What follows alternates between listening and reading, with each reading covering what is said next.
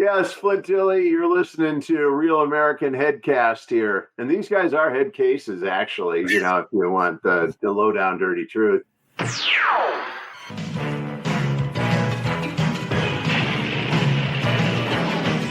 the world oppose the deadliest of foes? Cobra! Jones will risk it all to end the evil call of Cobra.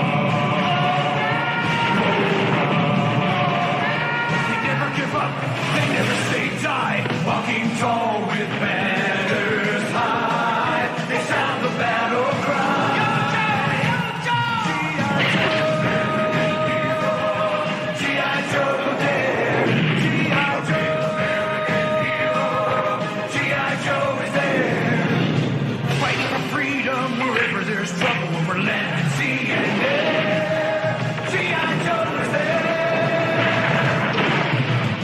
G.I. Joe, the Real American Headcast, is the code name for Aaron's daring, highly trained headcast. Its purpose? To podcast about G.I. Joe, fighting Cobra, a ruthless terrorist organization determined to rule the world.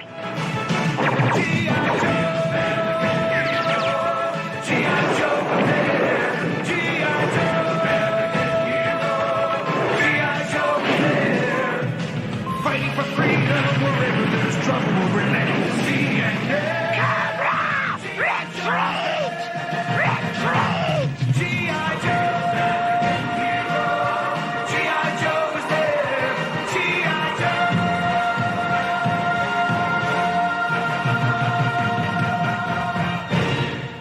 Hey, Joes. Welcome, G.I. Joe, Real American Headcast, episode 66, if my math is correct.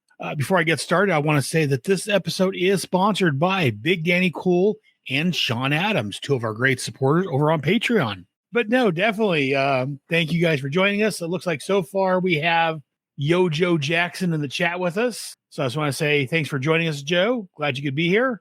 And let's go and start bringing in the crew, I guess. Just looking at my notes. Yeah, well, I guess it's time to introduce the Joes. So I will go along as they're here on my bottom. First up, the newest addition over to the G.I. Joe, the Energon Protocols. And he's been on here before and a frequent contributor. We have David Martel. Hey, Dave. Hey, Aaron. How you doing, man? I'm doing fine, but I'm thinking that if I get with you more often, I will need my own theme when I am coming in. I was just saying I need to do a theme song for you also. So, and I already know what would be the best song for me. It would be the theme for Hockey Night in Canada. There you go. I will have to look that up and put together an intro for you. Speaking of intros and people that I don't know if I should introduce or not, but we're going to bring them on anyways. Next up, we have that is a prescription for danger, aka Death Probe, Jared Albrecht. It makes me laugh every time. Hey, I'm happy to be here, and as you can see, I'll be drawing on this episode. So great, love that. Fired up. I'm gonna keep joining you on these episodes until David gives up that fake accent of his. We all know he's an accent. All right. And also joining us, we have Kevin Reitzel, aka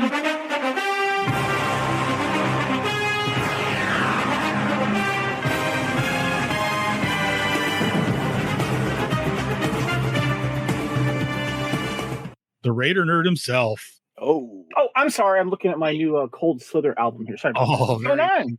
How you doing? We'll be talking about that a little bit later on. I was going to do at the top of the show, but I figured I'm going to wait because today's show is going to be a little bit different format than I usually do. After our last guest from the cartoon, I figured, you know what? We got this poor guest sitting around. He has nothing to do with the comic book. And I make him sit and wait through the entire, us morons talking about a comic book that he had nothing to do with. So I'm switching things up. This time, we're going to talk about the cartoon first. And the reason for that is we have a very, very special guest joining us all the way from his hidden lair. We have Flint Dille. And I'm sorry, I was trying to find that earlier. Is it Dill or is it Delay? Or no, it's Dilly. It's Dilly, but most people pronounce it Dill just simply because I don't know what they do. They don't know if it's an accented syllable or not. Welcome to the show, Flint. Appreciate it. Yeah, good to be here. Yeah, and I like the theme songs you guys have. Okay, we got a Thank you. hardcore Raiders fan here. Are you in Oakland right now, or? No, I'm in Southern California, Santa Barbara, but I've been a fan since 1980. So yeah. Right. Well, that's when they moved to Southern California before moving back, right? Yeah. Yeah. No, because I started liking them when in college. They're still in Oakland. Then when I came down to LA, they moved down to LA, so I appreciated that. I mean, I'm sure Nice. that's why they moved. And I mean, what great teams. I mean, yeah, it went from Kenny Stabler to The GOAT, Kenny Stabler, Mark yes. Wilson to Howie Long to Marcus Allen to Hayes and Haynes. Yeah, great team. Aaron, I like this guest. I'm just saying. Well, you know, Yeah. I think got the best guests. Minus 5 points. No mention of Bo Jackson. Yeah, Bo Jackson. Yeah, you get that. Well, I mean, I also didn't go into Blitnikoff, and I didn't go into either of the people that my first day with my wife. These two women came up to us at a bar, and they were absolutely convinced that I was either Lyle Alzado or John Matuzak. Okay, Nice. one of them at that Matuz. moment was dead, and the other one was dying in a hospital about 300 yards away. But nevertheless, it's at Cedar Sinai. But anyway, I was flattered. I would have rather had Howie Long, to be honest with you. But I'll take one. And Also a GOAT. Heinz is also in the chat. What's that? I was saying Heinz Koch, one of our frequent listeners, is in the chat also. So let's get started today's show. Again, thank you very much for joining us, Flint. I'm glad to get finally. I've been trying for a while to get you on here, but our schedule hasn't matched up. And well, we're here now, and I think I probably have a little more time than I thought I did. Good. If I suddenly have to get off, it's because my wife and daughter just got back. Okay. Got to change into a different mode. But anyway, yeah. So let's go. Yeah. So, sorry, I didn't get that. I don't know anything about hockey, so I couldn't talk about hockey here. And my comic book opinion's not even worth listening to. So Yeah. So real quick before we get started, I do want to say this past month, or actually, I guess it was the end of June. I guess we lost Jim Shooter. Yes, we did. Passed away. So I want to give an RIP to Jim Shooter, a great editor. And again, as we've talked about Jim before on the show and how he kept the trains running and making sure people may not liked him because he had a job to do and he seemed to take it seriously. So The first time I ever heard or seen his name was that little hidden Easter egg in the first issue of G.I. Joe. He was one of those random Joe guys. I'm like, who's Jim Shooter? I didn't know who Jim Shooter was in real life. I'm like, he was so huge, in precisely the 80s period we were doing G1. He was Marvel Comics. And I mean, I heard about him a trillion times from, Steve Gerber, who was a Joe story editor. He'd worked with him a lot. Frank Miller, basically crashed on his couch. Matter of fact, we had dinner with Frank the night before last, and he was talking about Shooter. He was saying that guy was a child prodigy. I mean, he was, he was Frank's editor and discovered him, and nobody else thought Frank had any talent. But Shooter said, "I'm going to hire this guy because he's dangerous, and we better get him. Let's get him now." That's the story Frank was telling me. I had dinner with him one night. Oddly enough, it was very much about the Oakland Raiders because he was a huge Pittsburgh Steelers fan. Such good rivalries between. Oh yeah, that was that whole '70s era. I mean, you have the Immaculate Reception, the Ghost in the Post. I mean, all that stuff. For the Steelers, the Raiders would have won like 5 Super Bowls. Yeah, exactly. But they, anyway, enough with the Raiders and the Steelers. But yeah, that was one of the best rivals. I mean, if Terry Bradshaw and the Snake on the same field, it doesn't get better than that. Yeah. So, normally this is the point I go into the cartoon and talk about the cartoon. But before we do that, a little bit about our very special guest, Flint Dille. He wrote 5 episodes. According to this call came from Wikipedia. So if I'm wrong, Flint, please correct me. He wrote 5 episodes in season 1 of G.I. Joe and 3 in the second season, which we haven't gotten to yet. The episodes he did this season was The Game Master, Eau de Cobra, The Pit of Vipers. He was a story by. The Wrong Stuff, it was also credited a story by, and the one we're talking about today, Skeletons in the Closet. Yeah, well, I got there. Yeah, it was very rare that I would actually write an episode. That I only wrote episodes when something fell out. I came in because Steve Gerber was a story editor, and I just gotten done doing a thing called Droids at Lucasfilm. It was a real disaster, but Steve said, "Oh, come work on my show. I've fallen behind."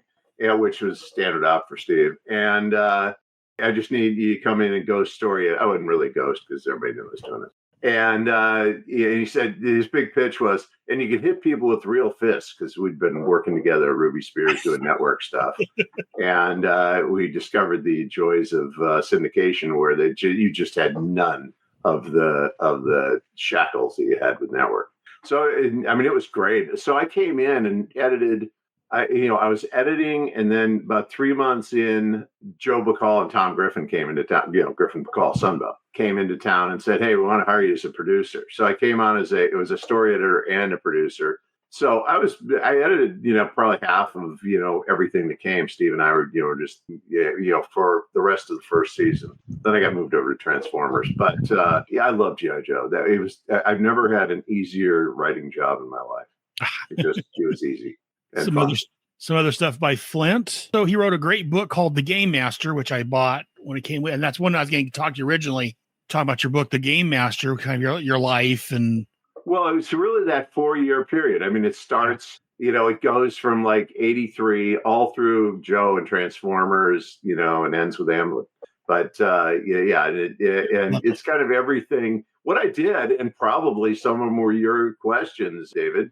I had all these like text interviews I'd done, and I said, I'll just turn this into a book, because then I will have said it one time, and nobody will ever ask again. Real life doesn't work that way, but it was a good idea. And this publisher was kind of excited about it, so I decided, I'll write the book. I loved it. So I recommend anyone that hasn't read it yet, go out and look. I think it's on Amazon, The Game Master. A great book. I can't recommend it enough. I loved reading it. I love hearing these stories from creators and how they're when they're working on this stuff. So fantastic. He's also done some other work we may have heard of, people on the show. He worked on a little cartoon called Transformers, as he mentioned earlier. As he just said, story editor for the first season of G.I. Joe. According to Wikipedia, he was the story editor in the second season of Transformers. Also, according to Wikipedia, he rewrote a lot of the Transformers, the movie. He was a co-writer and executive producer on Venom, the first Venom movie. And then some things I love also, besides what we've been talking about, he created and wrote on the Inhumanoids and Visionaries, a couple of great 90s properties that's due for a comeback. Well, it was exactly the team that did Joe and Transformers. Inhumanoids, it was kind of a regular thing. Visionaries, it happened at the very end of the whole Sunbow thing. Right. We actually stretched into my next two jobs, but probably was the best animation we did. And there was a lot about it. It was kind of the best total package show that we did. We had the best voice actors, and TMS did the animation, and it was great. Yeah. Oh, I didn't last longer. I thought Visionaries was fantastic. Well, you realize the Troy line was canceled before the show ran, except in England. There's this weird cult of fans of Visionaries in England because they got the whole presentation, whereas here it was just kind of filling in holes in Super Sunday, and the era was ending. Plus, besides what I mentioned, he's worked on a lot of other things. It's just those are the things I know are of importance or of note to G.I. Joe fans. Also, a few other notes about Flint. If I'm not mistaken, his grandfather was the publisher of the original Buck Rogers comic strip. Yeah, he was the originator. Yeah, I remember reading that in your book. So cool. And he was also friends with Gary Gygax. Am I pronouncing that? Gary taught me how to design and to make games and all that, which is what I did most after.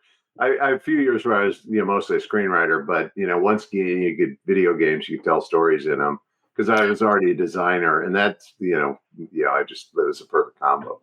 Yeah, he's worked on many games like the Transformers. He's a gaming legend. That is so cool. Yes. As I say, I'm kind of known more now for games than movies or shows, except for the G1 stuff. That was really I no part of me thought at 29 years old or whatever I was when I was doing that I'd be sitting here 40 years later talking about this stuff. That did not occur. Because everything was so ephemeral then.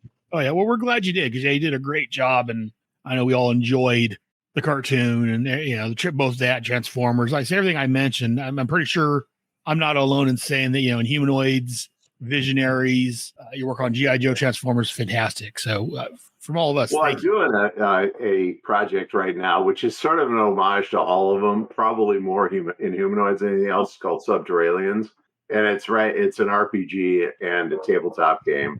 I don't need but yeah, anybody likes that stuff ought to like this. That was the only show I kind of had unfinished business with. So yeah, very nice. Well, so let's go ahead and get into the cartoon real quick, and then we'll go back to sword discussion real quick. So real quick, we're going to do... Yo, Joe! He'll fight for freedom wherever there's trouble. G.I. Joe is there. G.I. Joe, American hero. G.I. Joe is there. It's G.I. Joe against Cobra, the enemy, fighting to save the day. He never gives up, he's always there, fighting for freedom over land and air. G.I. Joe! G.I. Joe is there!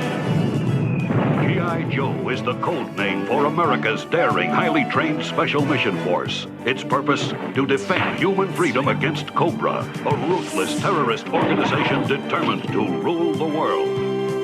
He never gives up, he'll stay till the fight's won. G.I. Joe will dare. G.I. Joe, American hero. G.I. Joe. So this episode was entitled Skeletons in the Closet, as I mentioned earlier. Directed by John Gibbs and Terry Lennon. Writer, Flint Dille. First aired December the 11th, 1985. And the synopsis from IMDb. Lady J receives a strange message from England informing her that she is the heir to an ancient manor. When she arrives, she is thrust into a sinister mystery involving a strange hidden cult, secret passages, and the truth behind Destro's silver mask. So let's get some thoughts. And again, since we got so much coverage, try to limit to a couple questions or thoughts each real quick, and then we'll do the rounds, and then we'll go a couple times around if you guys don't mind. So Dave, since you're the first on my list, on my peering here, do you have any questions or thoughts on this? Let's start with this episode. I must say that this episode has one of my favorite lines in the whole series, and that's the poetic one when Destro says, "We shall all wear masks until law is sacrificed upon the altar of history." I always loved that one.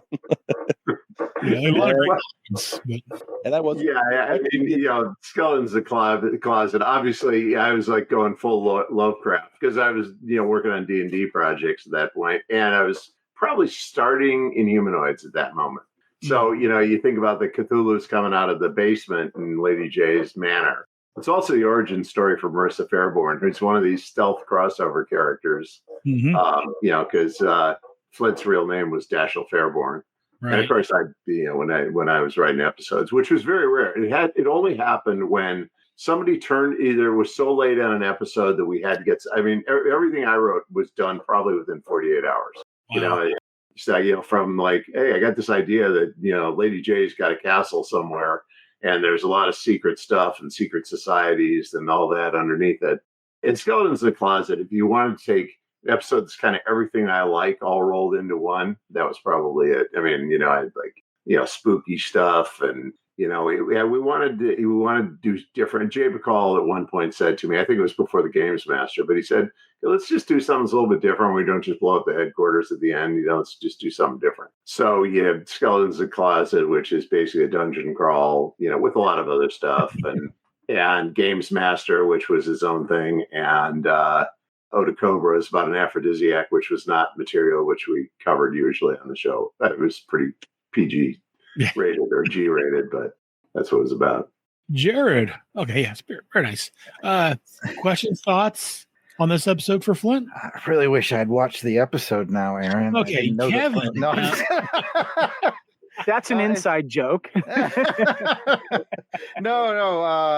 No, I'm just so glad that Flint decided to share time on your show with us. Flint, you only were able to do, like you said, a handful of episodes of this. So it's not necessarily specific to this cartoon. It's a bit more of a broad question, but I'm certain you've probably been asked about 100 times. But let's make it 101. Sure.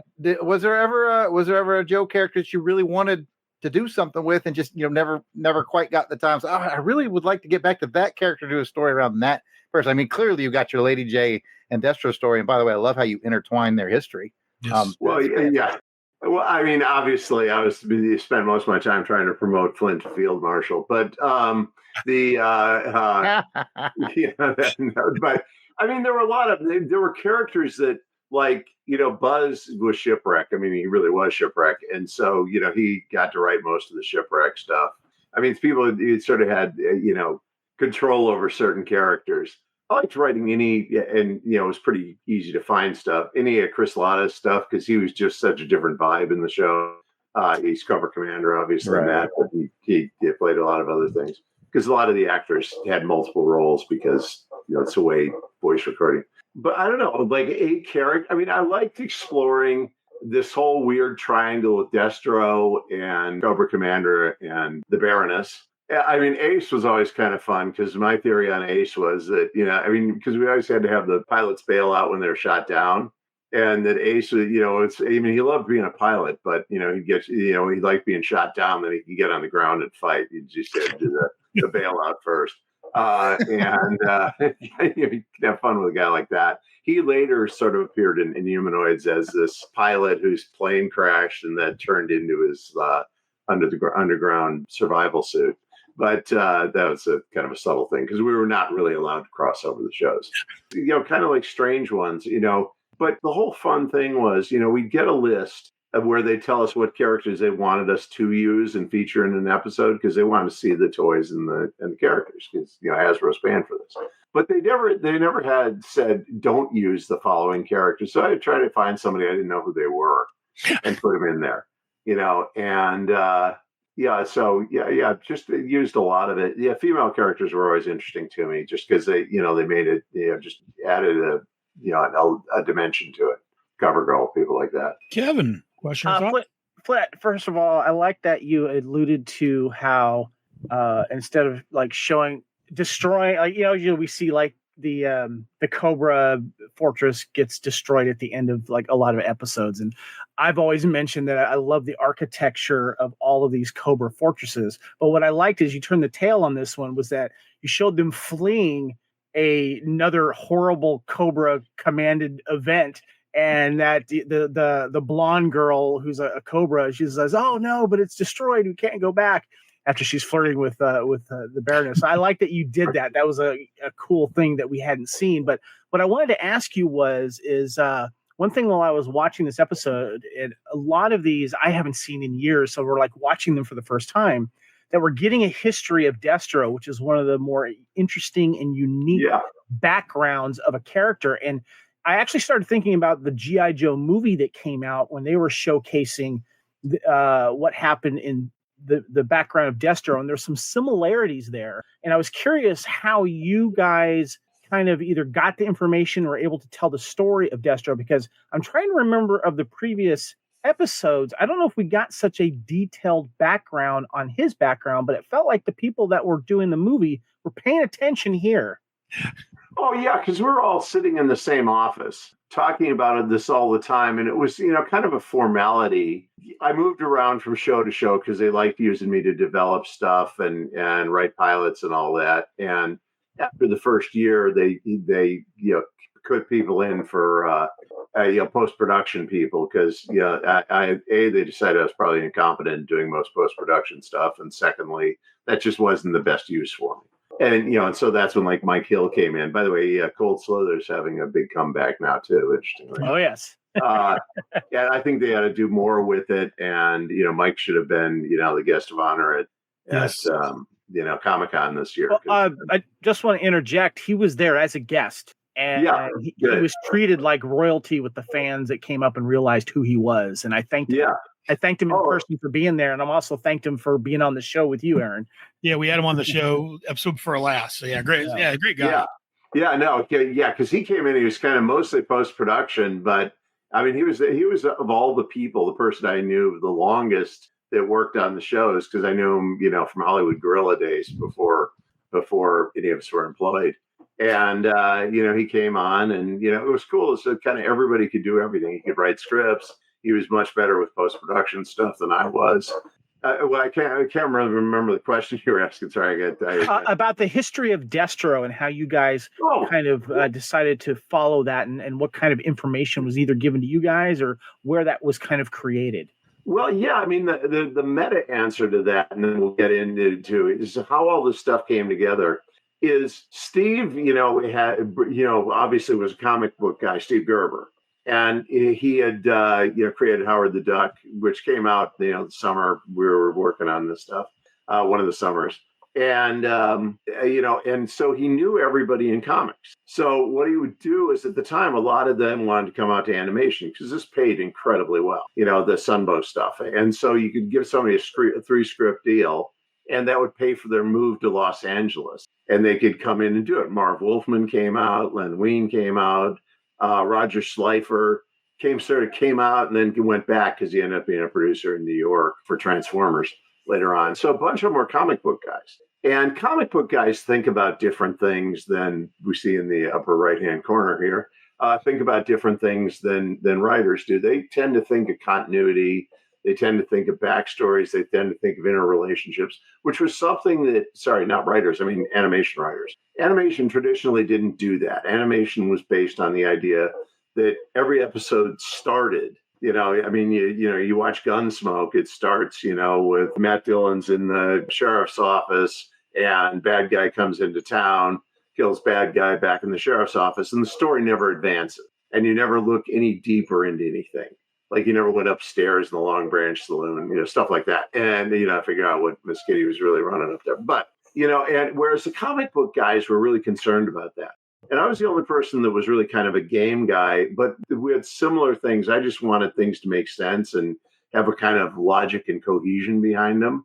And so we explored because we'd get these ridiculous numbers of episodes. We'd have like 65 episode orders. So we knew we can go do anything we want, but all of a sudden that you could, the formats, and for me more later with Inhumanoids and Visionaries, but the formats became much more like modern streaming shows where that you would continue stories over an arc of episodes, and you'd get backstory and things would be deeper, and you'd have relationships, what you call now B stories or C stories, where relationships develop, and what's a B story in one episode is the A story in the next episode.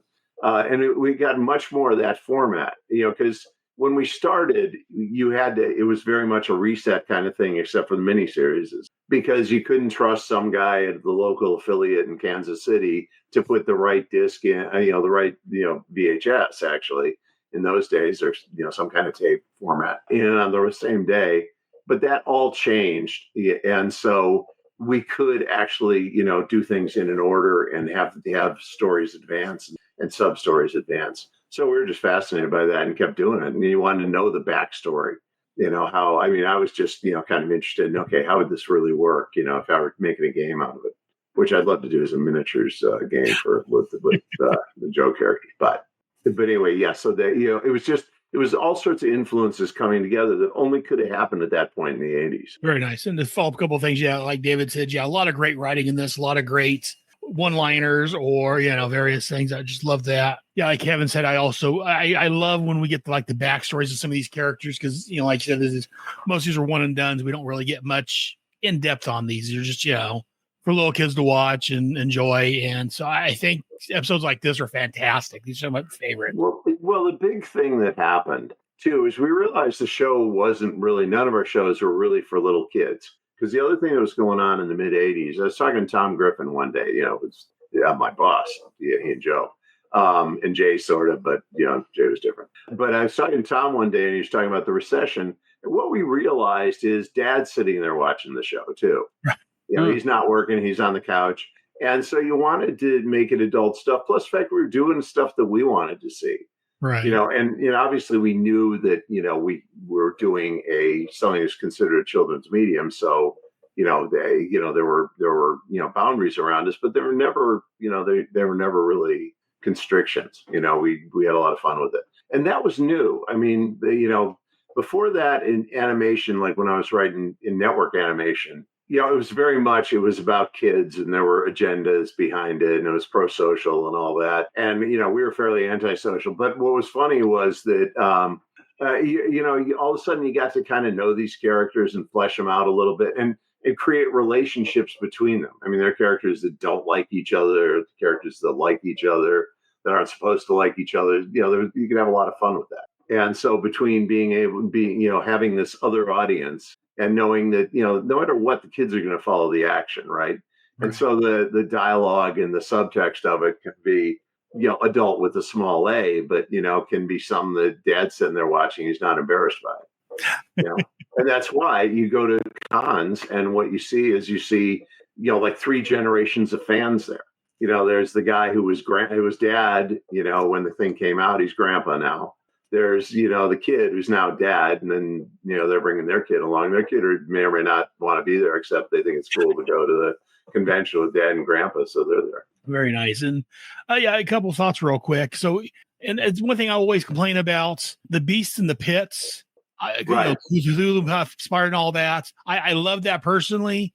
My complaint is that people say Cobra Law was too far. We have things like Cthulhu in the pit. Okay, to be honest with you, it's just fans that complain about it. I mean, I can take neither credit nor blame for anything in the movie. The movie, I mean, at that point, I was off doing the still doing season 3 of Transformers, Inhumanoids, Visionaries, another show called Muscle Machines, which everybody forgot about. And so I was like, because I remember looking at the Joe script, because we'd read through this stuff, and I'm going, I don't even know who Serpentor is, or, I knew, we later on we got Old Snake into Transformers, but, I didn't even know who these characters, all of a sudden you have, Blowtorch and Ashtray, and, I don't know who these guys are, and Corn Dog, because you just can only just track so many. I mean, Transformers in Hollywood had some shortage of characters, and I just couldn't even track it by the time of the movie. But the movie also was a little bit, hurt by, I don't know what their expectations for the Transformer movie was, but, whatever they were, they didn't feel they got to, the audience they expected. And there was a lot of stuff going on. I mean, it was a real time of change. And, so, the movie got sort of short shrift, and never really got the, kind of exposure it deserved. I love the movie, and I loved Cobra Law and that whole thing.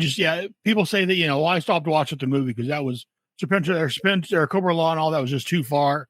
I could see that. We had Monsters in the Pit. We had, all this other stuff, and people, I just a complaint I have that of fans, not, I thought you did a great job. I love the Monster in the Pit, and yeah, well, I had nothing to do with that. That's all Buzz or somebody else. I can, can't take credit for any of that. But even when we're talking about Skeletons in the Closet, you're starting to get fantasy in there, because we basically viewed it as all of our shows were in the same world.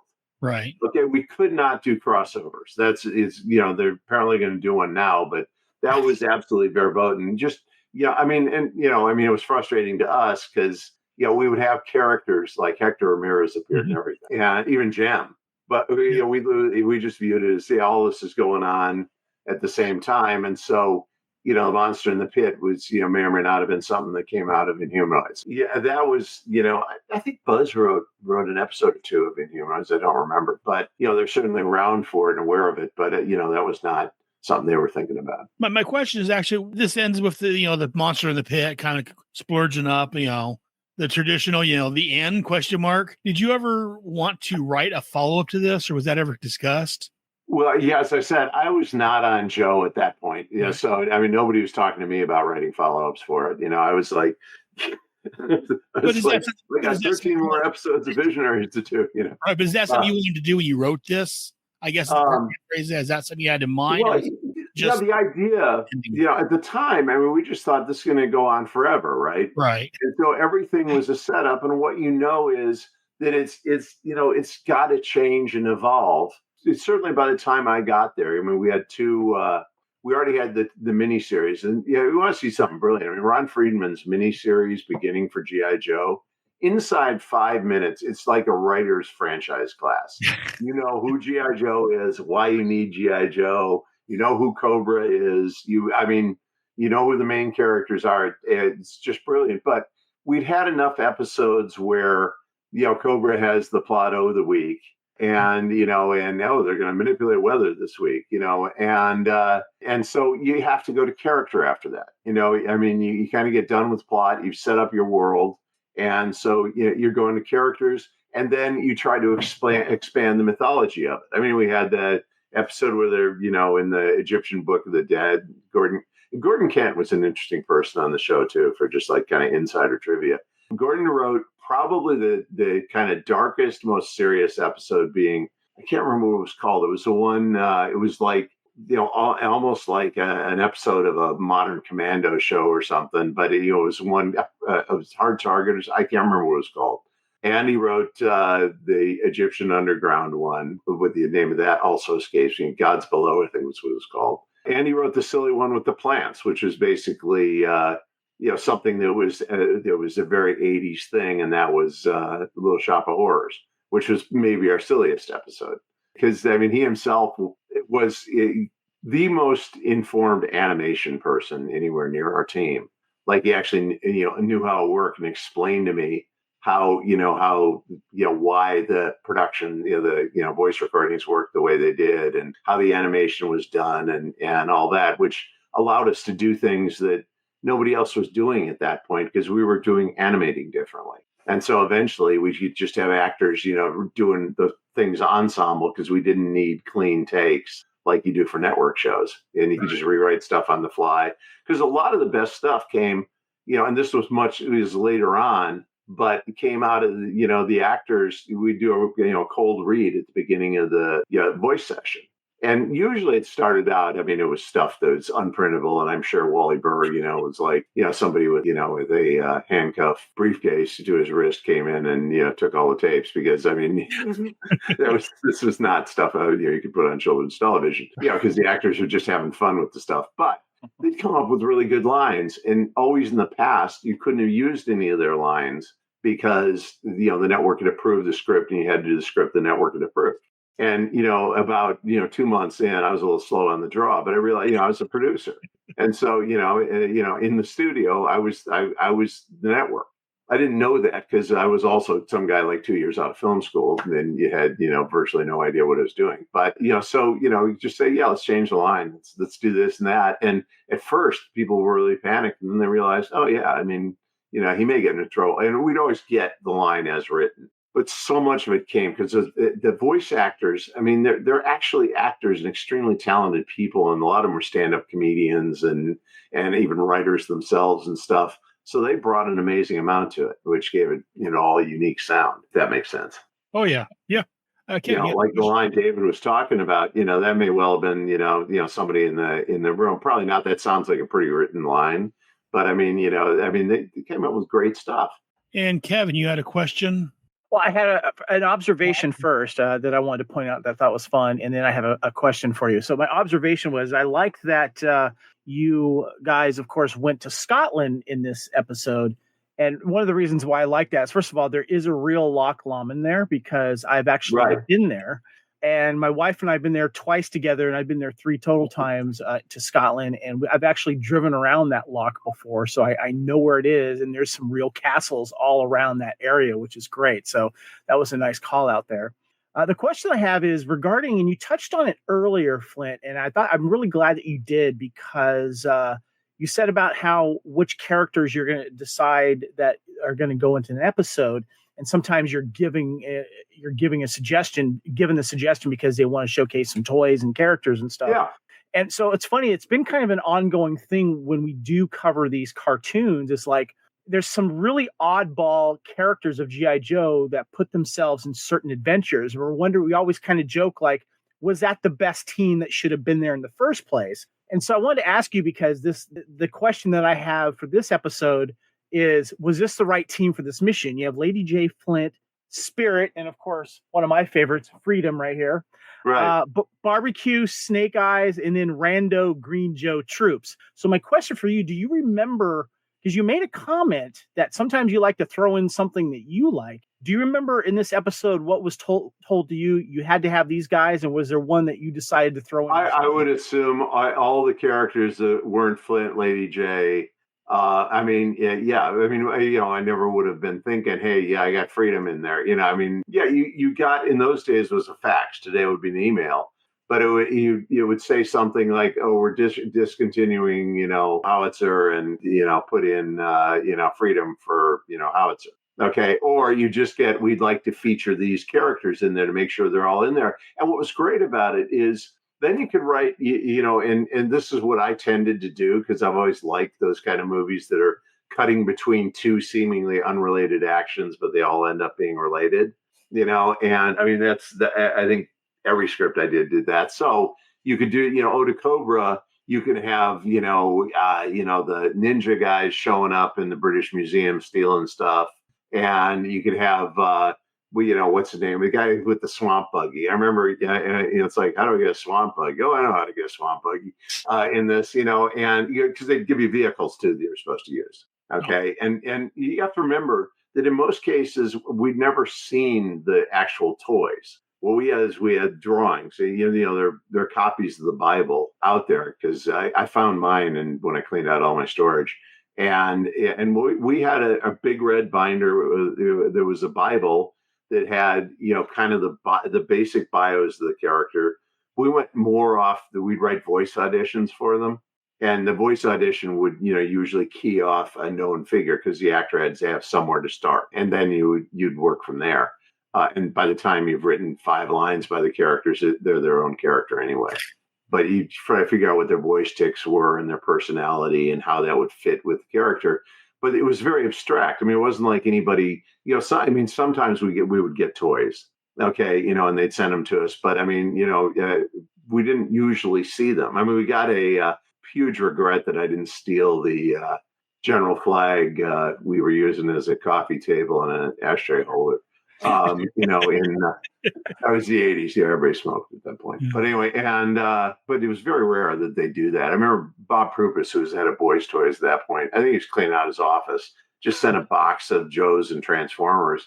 I took him up to the Dungeon and Dragon mansion, and we made this giant miniatures game out in the front yard trying to figure out what happens if Cobra and the Decepticons fight Joe and the Autobots, then, it was so kind of loose. It wasn't like things would later become with the franchise. We're just making it up. And, the guys that had, Bob Prupus and what's his name, the guy he's still, you've probably talked to him. They and, Joe and Tom and Jay, they were enablers and facilitators. They were not anything like people telling you what you couldn't do. The more outrageous you made it, the happier they were.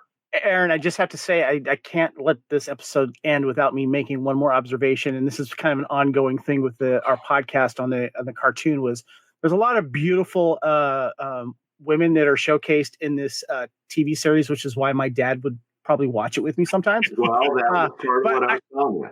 Yeah, and you had talked about that the parents were watching this, and I have to say that Destro has wrist rockets, and he called them heat-seeking missiles. And he shot them at Lady J and Flint. And right. You're shooting heat-seeking missiles. And the reason why it worked is because Lady J is hot. Right. Any episode I did had an inordinate number of attractive women. Because Steve and I basically thought of Joe as being James Bond. Right. Yeah. Okay. We didn't think of it as an army show. It was somewhere between special ops or, then Delta. I had to get that out there. Sorry. Yeah, no, but it's true. I mean, that was, we're getting them in. Just go watch any of the following. Go watch Games Master. Go watch Ode to Cobra, which is, I love that episode. That is not anybody's favorite episode except mine. But because it was all about that. I wanted to be like, because when I was a kid, you put that in there, the kids don't notice it. I mean, it's like, I saw, Goldfinger like changed my life, and then later Thunderball, and and then going back and seeing because Goldfinger hit when I was 8 years old, and I'd like, but when I came out of the movie, okay, I saw a car with machine guns on, which is what I thought about with Transformers. I was thinking about, these toys are as cool to them as my little corgi Aston Martin was to me. And I saw the guy with the hat that had laser, the bowler with the the razors on it. And, that was the movie I saw. I go back and see it when I'm 18 and say, where'd all these women come from? That was just invisible to me. And I was probably older than that before I figured out. When you rewatch Buck Rogers in the 25th Century at an older person level, it has on a different take. Okay. Yeah. I mean, I was talking to Erin Gray about that, right? Because I've gotten to kind of know her and, since then. Yeah, she played Wilma. She was Buck Rogers. And she is fabulous. Oddly enough, she had a business called Heroes for Hire. And she was an agent for celebrities to appear at conventions. She'd do their deal and, do the green M&Ms. And, she had a lot of pretty big people. I mean, Nathan Fillion and stuff like that. And she was telling me about one day she walked on the set and she said, all the men were acting really weird. And I said, why? Because, the show was that 80s, pretty girl show, we'll call it that. Yep. And I said, why? And she said, well, I walked in and I saw this person that didn't look like anybody, I'd ever seen before. And it was, I don't know if she said exactly that, but that was it. And it was Dorothy Stratton, who, if you know your 80s trivia, was Star 80, was the Playmate of the Year, was murdered by her boyfriend. But she was apparently just, in real life looked like what you always thought Playboy. And that's what the Buck Rogers show was. It's not an accident she appeared on that show. And there weren't that was part of the vibe, even up until, we're doing this stuff in the mid 80s, but that was just fun. Whatever my issues with Buck Rogers, the Buck Rogers show, which I've revised that, because it's like, I wanted to write a Buck Rogers. I had a really good premise for a Buck Rogers, and and apparently Glenn Larson was interested, but they already had all those shows. But yeah, but nobody really wanted to let the son of the licensor, and I now understand that be around the production. That's you don't do that. Yeah, I would have written good Buck Rogers. But so real quick, couple of things. Never do that again. Couple of things real quick. So Kevin, Aaron Gray, hot, but I've gone over to Princess Ardala. I'm just saying. Pamela Hensley. Well, Pamela Hensley is smoking every time she's in there. I'm like, that's my new favorite. Such opposites. They were perfect foils for each other. Yes. Erin's really great. She's really smart. And Jared would have said the same thing, but he's on mute. I'm just saying. Right. Always passing it off on me. I give you our Jared's thoughts. So, given the content here, you really should be doing, Cover Girl or something there. You should be doing my next comment. The blonde that Dexter rescued, Kevin. Yeah, I noticed her. Hot. And of course, I was thinking, I want to see, actually, that costume would be great for our G.I. Joe Finest Costume Group. Having more female Cobra officers and Cobra troopers. That would be really cool as well. Oh yeah. And Lady J. Hensley. No, just kidding. And Kevin, Lady J in her nightgown. Yeah, that gown. God, I was getting Ewok Village Leia vibes. Let me just put it that way. Jesus Christ. And over the chat, moving away quickly before I get one of us in trouble.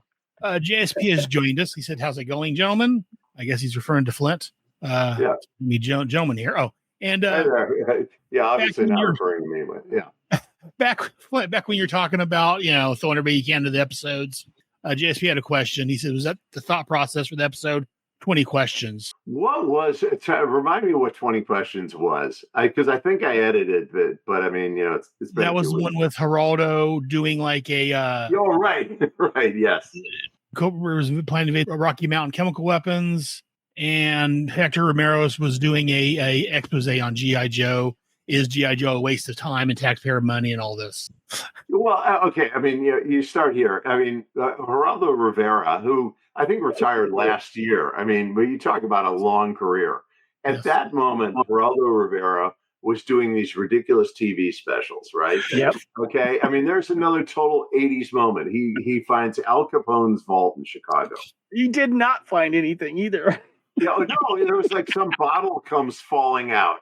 Okay, it was this big banana peel, and that would never happen now. Maybe on some internet, podcast, but you would not see a major studio opening the vault and not finding anything in it. They would they put something in there, And yet that was the genius of it. But we were just so kind of mesmerized by Geraldo Rivera that I think Buzz may have created him. I don't remember. I think so. Yeah, I've talked to Buzz before.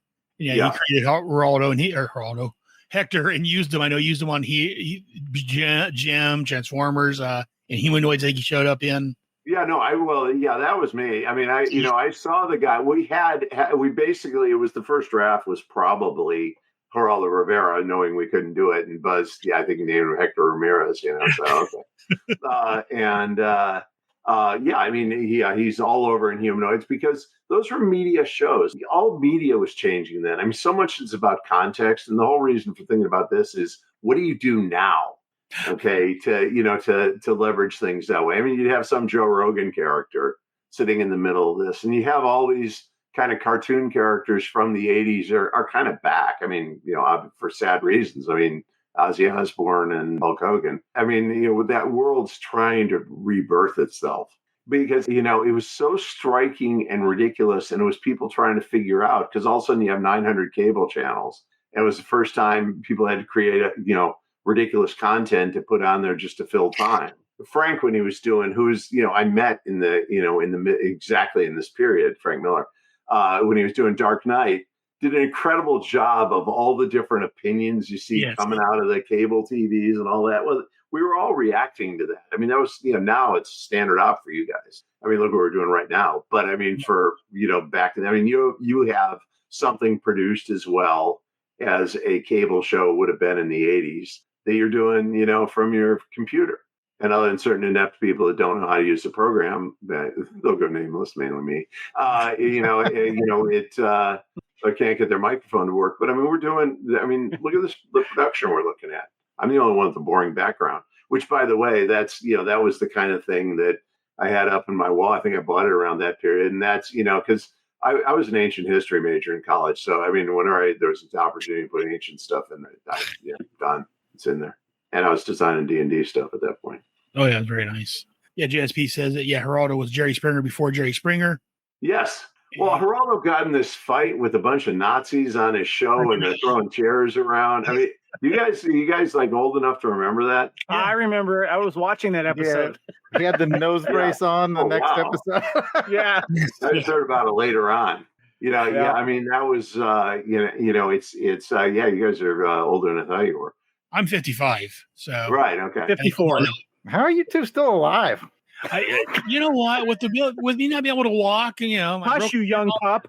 I don't know how I'm still alive. I think someone hates me, but that's another story entirely. But yeah, that was. I mean, what's really funny too, speaking of Raiders, is my other team, because I grew up in Chicago, right? Was the Bears. And so basically the Transformers, to remember all the new characters, they just characterized them off of 85 Bears and various other players I liked and I mean, the most nightmarish game I ever watched was that season in between the Raiders winning the Super Bowl and the Bears winning it.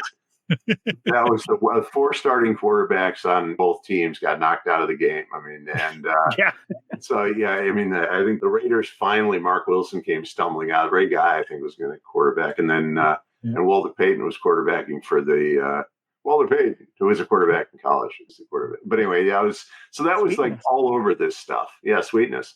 And Howie Long was saying, how do you rush this? I mean, he's the best running back in history. How do you don't dare rush him, and he can throw. Yeah, I'm not a football guy like our friend Kevin is. Yeah, I'm a Bears fan. So yeah, where are you from? I'm in California. I'm in Fresno, near Fresno, Santa Barbara. So how'd you get to be a Bears fan?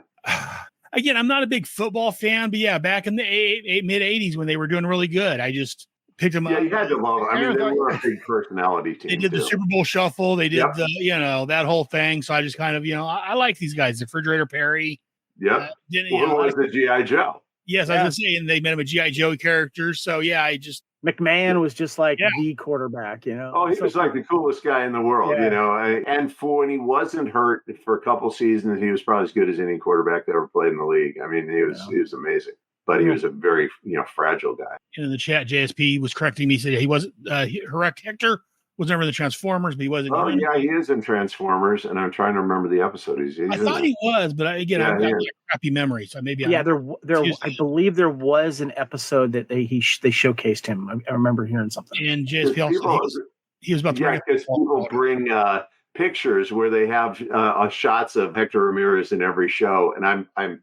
Yeah, maybe I'm lying to you, but I don't think so. I'm not voluntarily lying to you, but I think he's in Transformers somewhere. It would be weird if he was, because even in Jam, there's no way to get him into Visionaries. It would have been.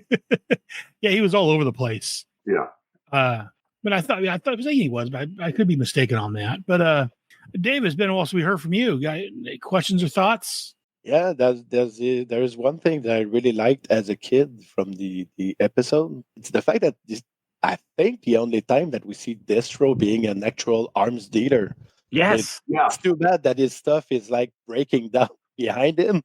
Yeah. I always thought that it was a cool thing that you have a guy who is procuring weapons and vehicles for Cobra, but you never see that, save for that one. Well, that was his whole scam. Was he's obviously mostly into trying to get Cobra to because he knew Cobra Commander's an idiot. So basically, the more stuff that got wrecked, the more money he made, and he was making crap stuff, which was really funny. We did it just for the gag, partly, but the other part of it was it kind of explained why nobody ever got hit by the guns, and and their planes were inordinately fragile and all that. He was making which by the way is pretty much what happened to the oligarchs in Russia. I mean, people are making the T9s. I don't think they ever thought the Russian army would ever have tanks in combat again, and they were stealing all the really good metal for their yachts. And what?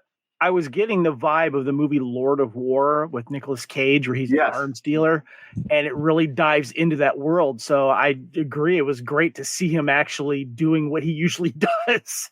Deal of the century, Kevin. Deal of the century. If we thought of it, we probably would have done more with that. It was all moving so fast, and there were so many, because we had to get an episode done every week. Right. And it got to the point I remember Jay Bacall talking about one time. It was like, you were a car factory, and hey, this one doesn't have a windshield. Okay, well, we'll get one in there. Oh, this one, the tires are, we'll get tires on there, and like sooner or later, cars are going by with defects, and again, you would get them. But and there was not a lot of time to stop and think. You'd say, okay, this is what our episode's about, and these are the characters they want us to use in it, and we got to have it done in a week. So, but we tended to use every part of the production to make it a little bit better.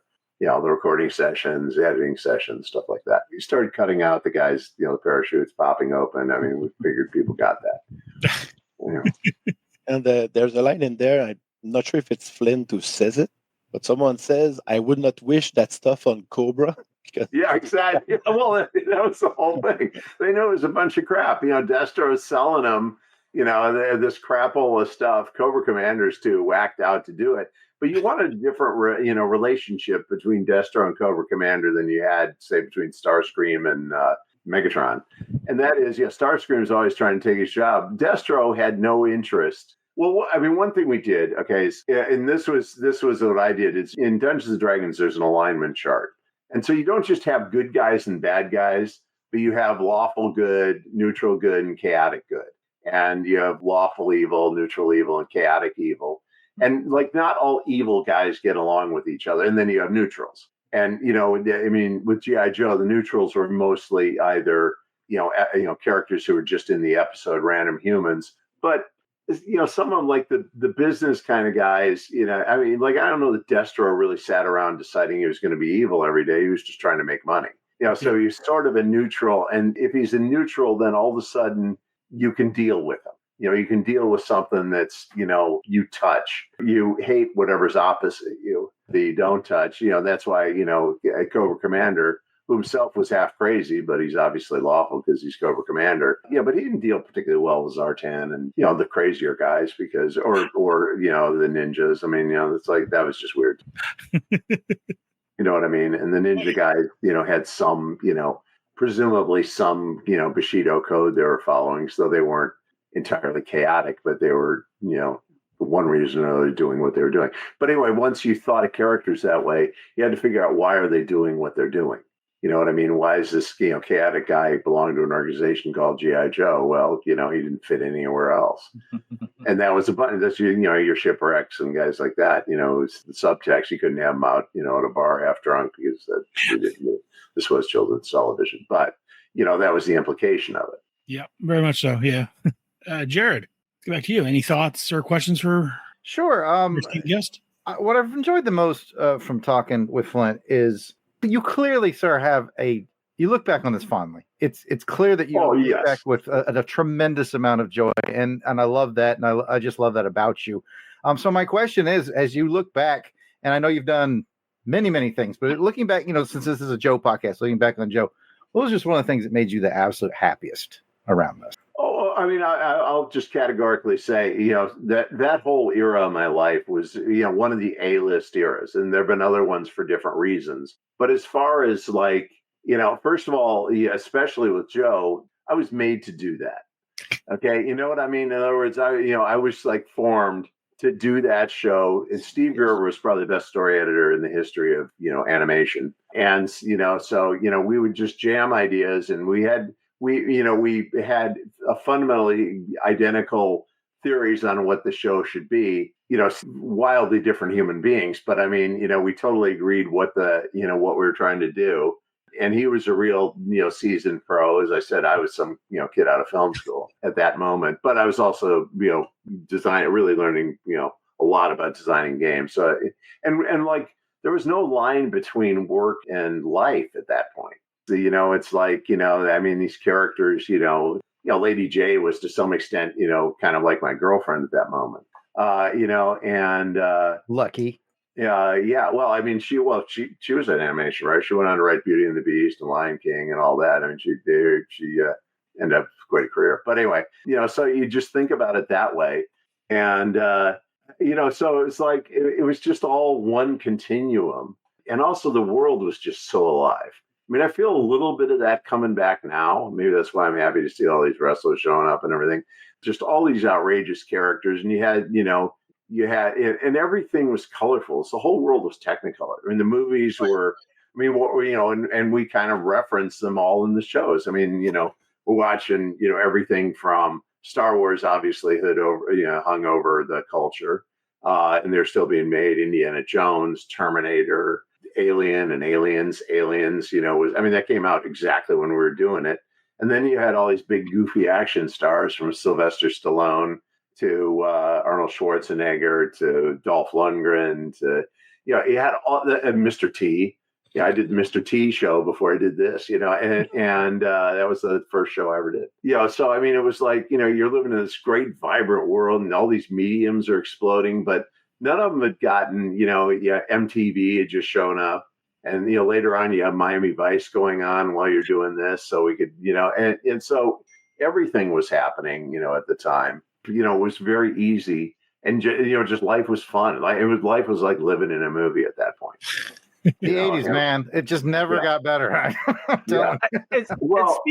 Speaking of the 80s, just real quick, I got to make a quick comment, was the line in the episode, which I thought was funny because it has a more famous line in a bigger movie, but this cartoon came out before the movie, was when Destro was doing the auction and the Joes came in and they wanted to arrest all the guys that were buying or bidding, and they all hold up diplomatic immunity. You can't arrest us. And I didn't really know what that meant until Lethal Weapon 2, when the guy goes diplomatic. Right. Yes. Glover shoots him in the head, but that movie came out 4 years later.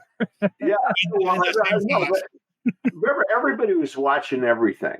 I have no idea what the guys doing Lethal Weapon were watching. I think they were watching your cartoon, going, "We got to put that in there." But it was probably, because a lot of it came out of news stories. Yeah. And we got in a lot of trouble. It was a Transformer episode, but Casey Kasem was all bent out of shape because we were basically doing the Gulf of Sidra incident, which was when Muammar Gaddafi sent a couple Su-22s to try to shoot down F-14. Didn't work out well, but.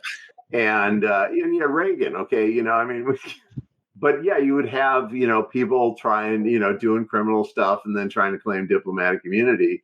And we'd see that and be outrageous and all that. So you just put it in the show, but you take the most absurd possible, way of doing it.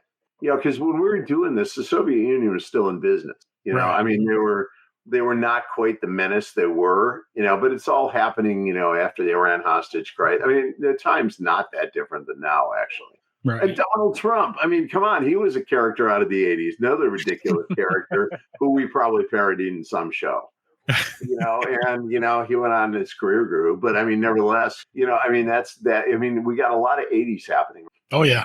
Has anybody ever done a really good G.I. Joe video game? I haven't seen one, but that doesn't mean it doesn't exist. Not yet.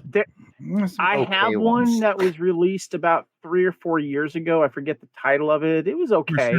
Operation Blackout, I think it is. I think so. Yeah. I got it on Xbox. It's okay. The less bad one. Because I would love to do a game, because as I was saying, that's what I went on to do a lot of after, Well, sure, there's more world building with it, so yeah. We got the world. Now you just milk that world, but you want to have episodes that jump back and forth. The coordinated missions we were doing and having it play out by story, and like a story where so then you can use all the characters. You get Ashtray in there, Dipstick, and yeah.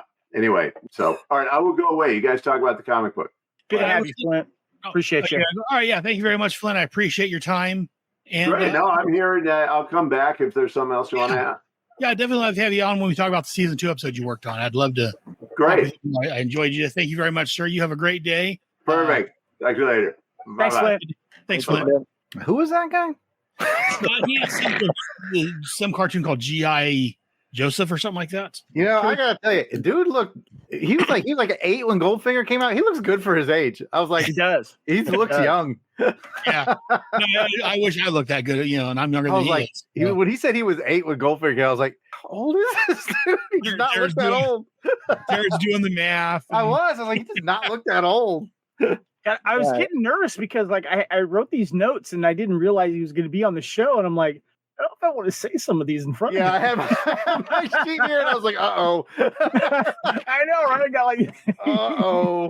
Do we say those now? I mean, I'm going to say, again, I'm going to let him know when the episode comes out. So I don't know if, but honestly, is he going to take time out of his day to listen to a show that he's already been on? I'll tell you what, Timmy, we'll tell him that you wrote my list and I wrote your list. There you go. It's going to be similar anyway. So, David, any other thoughts or comments about the cartoon now that our guest is? Not really about the cartoon. Just wanted to say about the RPG.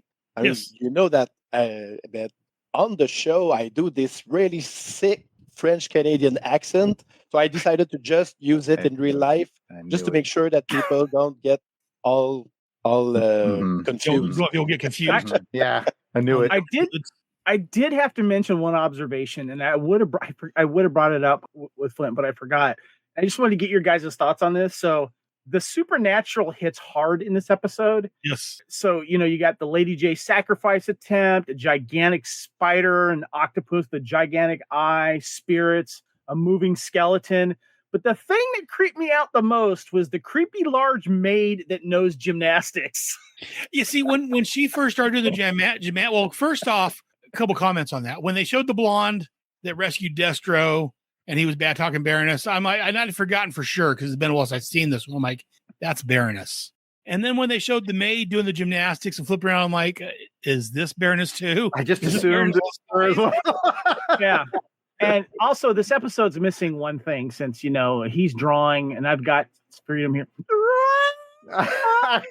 I could see in your eyes how badly when I started drawing this freedom, I was like, oh, I'm killing Kevin. Oh, I had to hold that to myself because we had the guest. I saw it. I saw it in your eyes. Oh, finally got that out. Thank you. Good. Yeah. I figured you holding back, and I know Jared's got a list, and I'm sure he's holding back not to offend. I don't know why you start now. Jared, do you have thoughts on the cartoon you want to continue on about? Well, let me just take a look at my list real quick here since I'm about done drawing Nell's spirit. All right. I'll just run rapid fire for you, and you can actually see the list. It's like an extra bonus here. Destro Smooth Operator, period. Yes. Did the Joe team do any research before trying to arrest those people? Because as per mentioned, they were like, you're all under arrest. Diplomatic immunity. Damn it. Okay, that was the end of that story. You probably didn't know who was all there, so. Now, my fellow Star Wars friends, I'm pretty sure I heard lightsaber noises and TIE fighter noises in this episode. Pretty sure I did. Just saying. You're going to like this one, Aaron. That lady is obviously the Baroness, is a note that I wrote down. I dig the Destro history. Gung Ho is a deadbeat. Alpine is a creepy snooper, getting in everybody's mail. I need a solicitor. What's that? I thought the same thing. Yeah, he's like, leave him alone, Dan. That's your mail. But that is kind of typical in a military organization. When the guy starts giving out mail, they always have to feel like they have to comment on it. That was the past due car bill for Gung Ho. And yes. Chanel #5 scented admirer letter for Roadblock. Gung Ho's a deadbeat. He was like, I think I already paid that. Let's see. I need a solicitor Nicholas action figure. That guy was like, he's like, and then like we never saw him again. I was like, okay, he's just an evil lawyer, I guess. Let's see here. Lady J's pink nightgown, Kevin. Hot. And then it got torn, making it, hotter. And how cool was it that it matched her javelin golf bag? Mm-hmm. That's coordination right there. Yes. I wrote down that this is the Scooby-Doo episode of G.I. Joe. The fake ghosts. Oh, I like this one. Well, Lady J clearly went to Duke's School of Capture Evasion because she 100% got captured. Yeah. Oh my goodness. What is it? What the hell I can't even tell what I wrote here. I could read it. The cape. The cape is an awesome accessory for Destro. Yes, it is. Yes. I wrote, is Flint cosplaying as Shipwreck? Because it feels like he's cosplaying as Shipwreck. I kind of saw Shipwreck's dad, maybe, or yes. Destro's animal masked friends from his cult. That'd be a cool figure set. Like, you know how Super 7's doing a lot of animated stuff? Like, if they released them as a set. Creepy AF. Oh, they are creepy all the way, yeah. But that would be cool. I like how Snake Eyes showed up for about 2 seconds and completely stole the show, doing awesome Snake Eyes-y trouble bubble acquisition things. Let's see. Oh, I wrote down, it was the Baroness, and she would have gotten away with it too if it hadn't been for these meddling Joes. Scooby-Doo reference. And then what's the last thing I wrote? This was a complimentary thing, which we did talk about. And they made a neat connection between Destro and Lady J, like they're actually related. Yeah. So I just want to bounce one more thing off my notes, and I'm done. And it's off to what Jared just said. And I wrote the last note here saying, Baroness in disguise revealed at the end when she confronts Destro. Is the Baroness a better Zartan than Zartan? That's another thought I had, though, Aaron, with the lady in the Kung Fu maid. I was like, is this Zartan? That was my second thought. I thought it was Baroness again. She's keeping an eye on Destro. Let's add her to my list of action figure once, by the way. Kung Fu lady maid. And he's gone, but Joe said, one thing, please do the game. What's that, Dave? I was just going to say from that episode, the character that the Baroness is cosplaying as, Destro knows her, but from who? From where? I would like to know from where he knows that woman. So it's not the first time she's run that scam on him.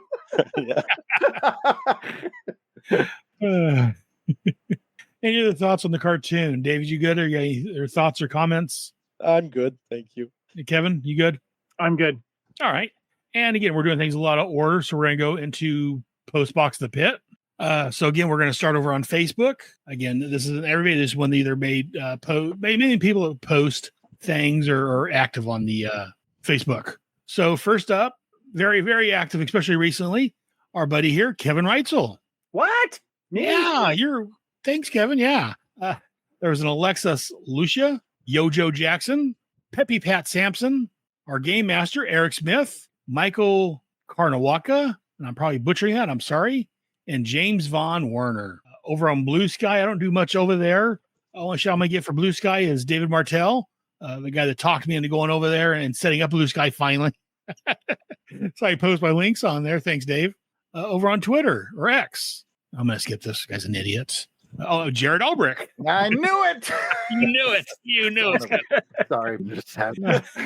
And over on Patreon, we have Bill Bear. And as mentioned at the top of the show, Big Danny Cool and Sean Adams. Thank you guys very much. And let's bring this back up. Again, I got sidetracked with our guest. I forgot to bring up my slideshow.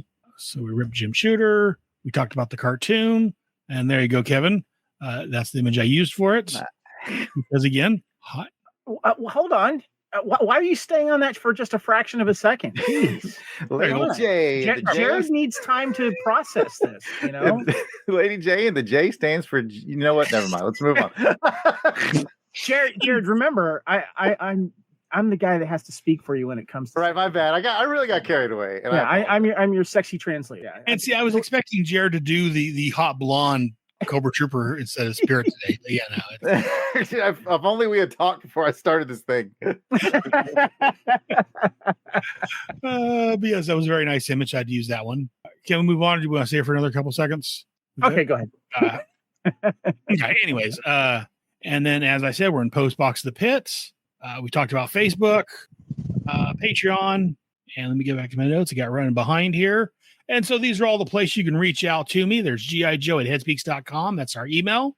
You can go on to facebook.com/groups/GI Joe. You can watch us every month on youtube.com/@g.i.joe_headcast. I also stream this to Twitch at twitch.tv/brotherhead69. Over on x.com/GI Joe Headcast. I'm on Instagram, at Instagram.com/headcast and Patreon.com/headcastnetwork. So definitely check us out at those locations. And moving on to the next segment, the Soldier of the Month. Again, as I said, I'm not above bribery. That's who I am. And there's someone that's done something special for the show or for me or whatever it may be. This month's Soldier of the Month. I wasn't quite sure who to use it first, but yesterday solidified it for me, or was it the day before? I was on vacation with the family, and I got a message from our very own Kevin Reitzel, and they were doing the Cold Slither at Cobra at San Diego Comic Con. And I'd asked him previously because I know one year when they did the Chuckles, they gave him a code, and Kevin reached out to me, "Hey, I got an extra code if you want one." I didn't have the money, so I skipped it. Wish I would have done that. Anyways, but I told him, well, if you got to do another code, I will definitely do that for the Cold Slither because I knew this was going to be a San Diego exclusive or whatever, how they're working it. And yeah, Kevin reached out to me and said he was able to procure me one. So thank you very much for that, Kevin. And for that, you are our Soldier of the Month. To our Soldier of the Month from all of us here at G.I. Joe, a Real American Headcast, and the Headcast Studios, we salute you. You see, Jared, you have to buy his love. Yeah, yes, you do. Got it, right? Much like my kids, you need to buy my love. I think the last time I got Soldier of the Month, I mailed him some stuff. I'm starting to figure it out. So, Aaron, do me a favor. Put the slide down because I want to show you. Do you want me to mention what happened there? Or yeah, that's probably a good point for that. Let me remove that. There we are. Okay. So. Let me see real quick. I've done Soldier of the Month. So yeah, the next thing is the comic book. So before we get to that, let's go ahead and do a San Diego update. Yeah, just to give a quick recap. So I just got back yesterday from Comic-Con, and I went down there to represent the G.I. Joe Finest Costume Club. We got hooked up with some free passes to help promote and assist in photographs and stuff like that at the Hasbro booth, but also at the RPM booth, and that they stand for Reigning Phoenix Music. They are a record company and promotion company, and they were crucial for getting the Cold Slither band together to promote not only Cold Slither live in person, but also to promote the new album that they released, they recorded, also the live concert that the actors who are real musicians dressed up as the Dreadnoughts and Zartan performed live on Thursday night, and it was a great concert. At the end, on their they did the Cold Slither song twice. The second time they did for the encore, they had the actress Britta something who was the voice of Jem come on to sing a song. Oh, and so she came on and performed, and so they were great. They did that, and they also signed at the RPM booth. They also came by the Hasbro booth, and we all were, we're there to help and take pictures with them and stuff like that. And I did want to mention real quick, they had a cool T-shirt exclusive for the show. Let me show you that real quick. Right here, here we go. This was at the concert. The Cold Slither T-shirt says, "You'll be joining us now," and it actually has the date of the show right there in San Diego. Kevin never texted me to ask me my T-shirt size, which is weird, but they were selling this CD there as well. This is autographed by all of them, and there is the full track list of all the songs that are on the CD, as well as what they perform live, including Welcome to the Swamp, Cold Slither, Knock 'Em Dead, Thunder Machine, Zartan's Revenge, Snakes on the Bayou, Torched, Under the Dreadnought Spell, Master of Disguise, that was one of my favorites, by the way, The Ballad of Buzzer, and These Fluffies Are Fatal are among there. They also did a tribute to Ozzy Osbourne and did an Ozzy song, or a Black Sabbath song, which was very cool. But back at the Hasbro booth, and by the way, they also had this shirt as well at the RPM exclusive. This Cold Slither shirt here saying Heavy Metal Machine.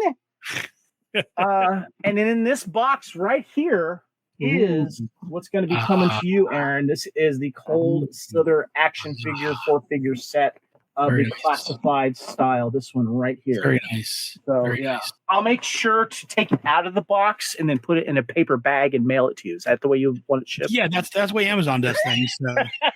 The other thing too is they were selling exclusive kind of metallic posters for like $70 that you could buy at the show and then get signed. I didn't get one of those, but I do have different versions of the LP. This one, you be quiet there, Jared. I can hear you.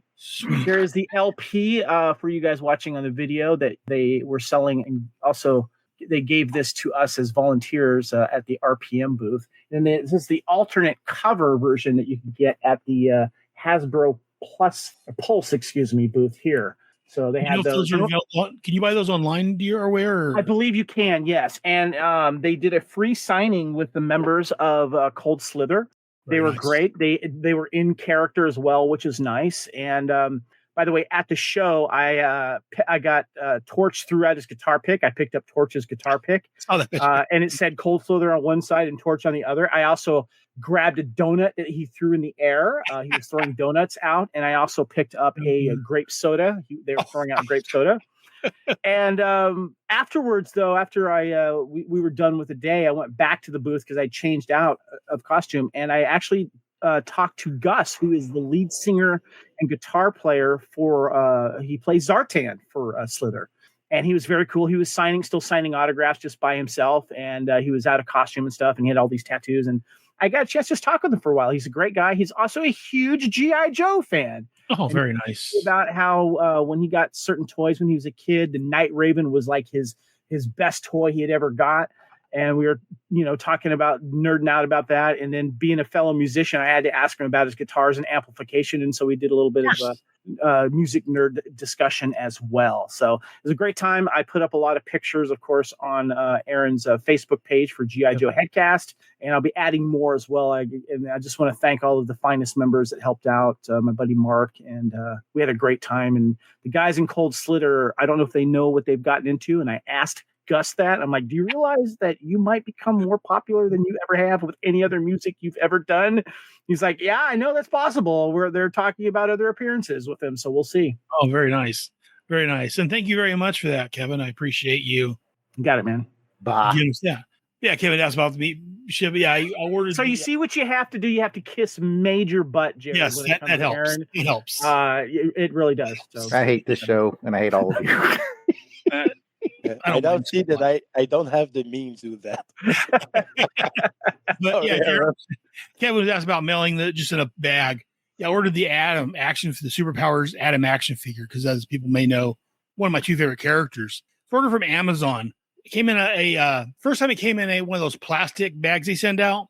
Oh God, with no protection. Was all beaded. The up in here was tore open just from rough handling. So I contacted Amazon. Hey, this is damaged. Sent me another one. So I sent that back. The next one came. The plastic was intact, but the card backing was all tore up. There was like a rip out of here, like they had a sticker. They tore it off. So I ended up getting this one at Target off the shelf. So Amazon. The guy who played Torch on Slither, he got into his character the most. He was great to watch on stage, and even busted out the keytar. Very nice. Is there any actual flames involved? No flames, but Buzzer, who was the drummer, he actually had a chainsaw, and he took a moment to showcase his chainsaw. It's pretty cool. Beautiful, beautiful. Well, thank you very much for those updates, Kevin. I appreciate that. You bet. And Jared's just jealous. I go hard on him. No, the jealousy here is ridiculous. He just goes mid. Yeah. Anyways, unless anyone has any other thoughts on the comic or on San Diego Comic Con, let me mute Jared again real quick. Bah. We're going to take a quick commercial break, and we'll be right back with the cartoon. G.I. Joe will return after these messages. Hello there. This is Jared Albrick, a.k.a. The Yard Sale Artist, with a quick podcast promo for my show, Comics with Normies. Here's how the show works. Using my yard sailing skills, I acquire a random comic book from a yard sale. I then give said random comic to a normie. A normie being a person who doesn't normally read comic books. Then, on the show, I'll sit down with the normie to discuss the issue, get a real outsider's point of view, and see what some of the comics that we love, and maybe not love so much, seem like to those normal folks we see walking around on the streets each day. It should be a fun perspective and good for a few laughs. You can check out the Comics with Normies podcast, along with some other fun-filled podcasts from White Rocket Entertainment, on iTunes and at whiterocket.podbean.com. And feel free to join the show using Twitter handle @NormiesPodcast or on Facebook at Comics with Normies. Once again, you can find Comics with Normies on iTunes and at whiterocket.podbean.com. We'll see you there. Hey, Jared, I have a question. What's up? Well, I've been a part of the Longbox Crusade for about 1.5 years now. Yeah? Well, that's not a question, man. I know, I'm getting to it. That was called Build Up. Like I was saying, I've been with the Longbox Crusade and I have gone out and represented the show faithfully. That's still not a question. I'm still building up. I was wondering, could I be a part of the official promo? There's this great promo for the podcast that airs across podcast land, and it has Pat Sampson, the founder of the show, you, the art cell artist, and your brother Jason, aka Weasel Skull. But it doesn't have me, Delvin Williams, the Dark Web. Could you ask the guys if they would let me be a part of the promotion, since you were the one who invited me onto the show? Well, not to be a Mr. Quick to correct, but that was at least 2 questions. Still, I guess I'll ask. Let me go talk to the guys and you stay here. Okay, great. Thanks, man.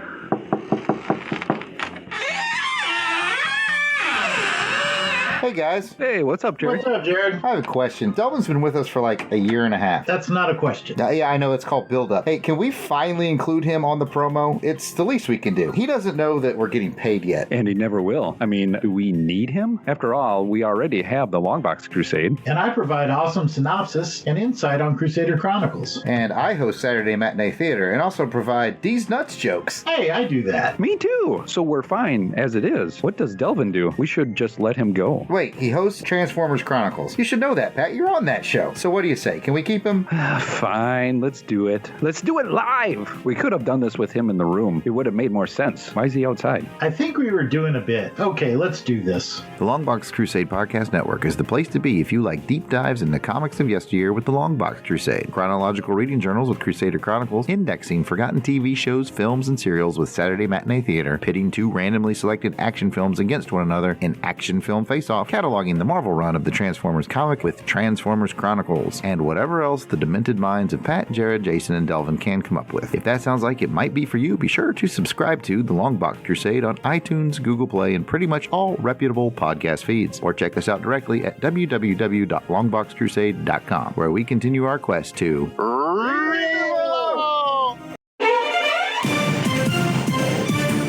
Thank you for listening. We hope you're enjoying this podcast. Here are the other great shows on the Fandom Podcast Network. Culture Clash, where we discuss the latest in entertainment and pop culture. Blooded Kings, our show covering the entire Highlander universe. Couch Potato Theater, we celebrate our favorite movies. And Time Warp, our Fandom Flashback show discussing a year in movies and our favorite retro movie, TV, and pop culture topics. Good Evening, discussing all things Alfred Hitchcock. Hair Metal Podcast, we cover the rock metal music of the 80s and early 90s. Type 40, a Doctor Who podcast, discussing the time-traveling Doctor Who universe. Lethal Mullet, an action film podcast covering the 80s, 90s, and beyond. Also, check out the Lethal Mullet Network for more great podcasts.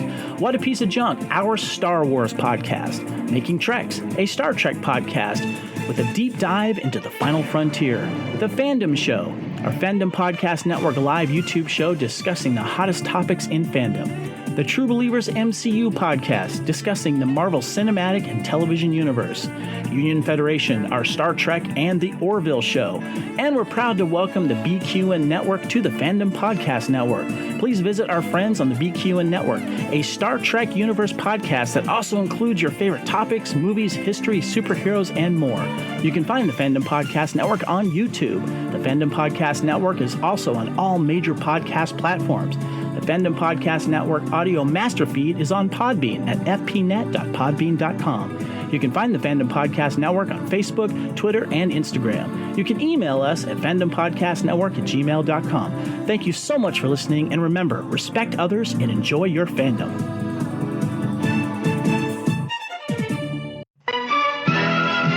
Now back to G.I. Joe. And see, I was going to play the cartoon. I think I mentioned the cartoon earlier, but yeah, we've done the cartoon. We're moving on to the comic book this time. Ooh, very nice, Jared. So look at the actual notes. Yeah, so we're looking at issue 66 of the comic book. Again, this is G.I. Joe, Royal American Hero 66. The cover date on this was December of 1987. The on sale date, September the 8th, 1987. The cover price was $1. The title of this was called The 10th Letter. The writer was Larry Hama, as normal. Penciler, Ron Wagner. Inker, Randy Emberlin. Letterer, Joseph Rosen. The colorist, Bob Sharan, and editor was Bob Harris. And the cover credits was Mike Zeck and Bob McLeod. Well, it's a Zeck. Nobody, but Zeck. So it's great. I don't even need to be here. Jared himself. I'm sorry. I don't even need to be here.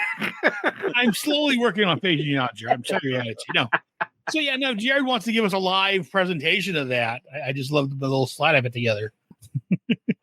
I don't want to disappoint you. So this is Zeck and McLeod, right? So that's Zeck, yes. Zeck, nobody, but Zeck, McLeod, Zeck, McLeod.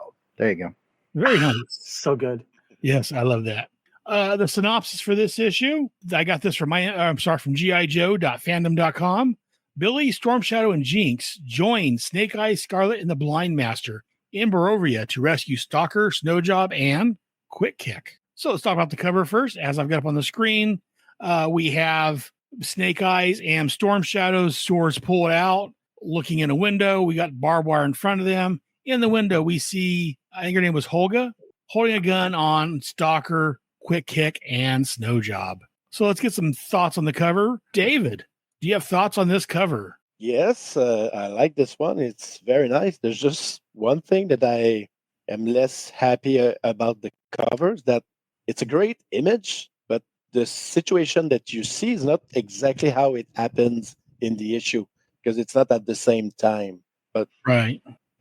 Aside from that, the visual is great. Fantastic. And Jared. Sir. With your big book of comics there. Yes, sir. This is in volume 2 of the new 4-volume compendium. Oh, very nice. The cover is one of my very favorites. This is in Jared's top tier covers. I love the trio of Storm Shadow, Snake Eyes, and Stalker. That will come up when we discuss story as well. I think artistically, it's fantastic. I love the lighting, so kudos to the colorist. You don't get to shout out the colorist a lot, but that yellow highlight on the characters coming from the windows.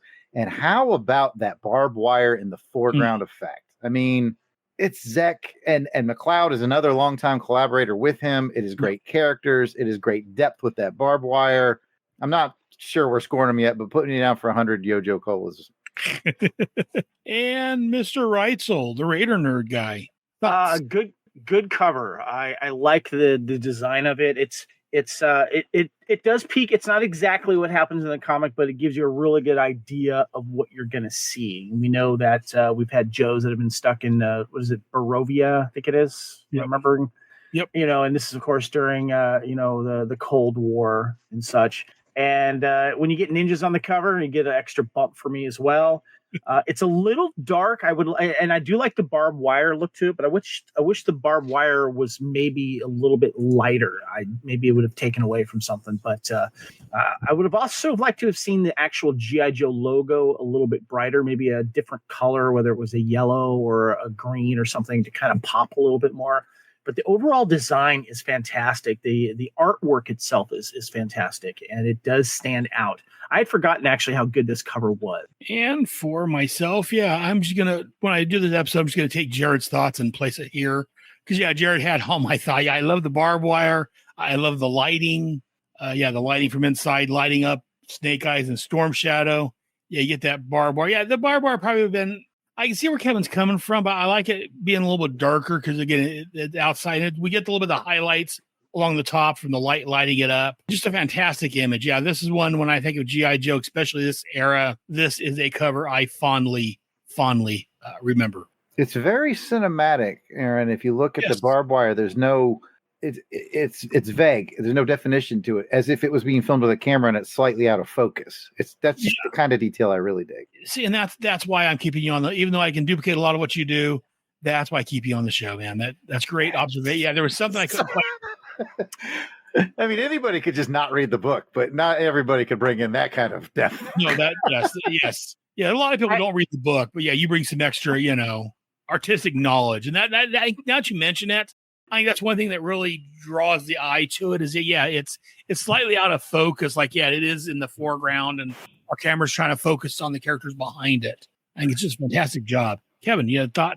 Yeah, I had a question. I wanted to know where you find the information on who the artist and stuff is. The reason I'm asking is I'm on yojo.com comics where I can, get a little background and stuff like that. And regarding the cover artist, Zek is not mentioned. It's Rob Wagner and Bob McLeod. Huh. So I get my information from Mike's Amazing World of Comics for the most part. Does it say it in the comic? Because I know Zek doesn't always get any mention in the comic itself. That's why I was wondering. Because it says pencils Ron Wagner on the comic, and then that's it. It doesn't say cover stuff. So I don't know. Jared, do you have any insight on that? I am looking at some sources right now. Yeah, I get it from Mike's Amazing World. I'm just wondering if the sources here are incorrect on Yojo, or if Zek is getting the shaft again, Yeah. I will continue to dig. Y'all talk amongst yourselves. Because if Ron Wagner did do it, I just want to make sure that he does get credit for it. And if it's not definitely covered, so I was just kind of curious about that. So, and by the way, speaking of the cover, I don't know. I know yours doesn't show it, Jared, but the actual comic has in the corner the Fall of the Mutants is coming instead of like very nice barcode or anything like that. See that right there? So it's probably a direct edition. Yeah. And then, of course, there is a big right here, Fall of the Mutants ad in the comic itself, which ironically happens right after they turn out the lights in the prison and start doing some whoop ass on the guards. The next page, you got Fall of the Mutants right next to it. So, yeah. I love seeing these ads because it kind of places this. It lets us know when this was happening in actual real time. So, fantastic. I got good news, bad news on this one. What you got, Jared? What you got? The bad news is Kevin is correct. And I never like saying that. But it is a Ron Wagner. And so the real bad news is the whole awesome Zek, no Beatty, McLeod. It's a Ron Wagner. Okay. Here's the challenge to you, Jared. It's Ron Wagner and McLeod. You need to do a song in contrition with these two artists right now. Showcasing Wagner, but like in a different, McLeod. Like not a techno beat, but like exactly. Wagner and McLeod, sing it out loud because it's Wagner and McLeod. There you go. There you go. Yes.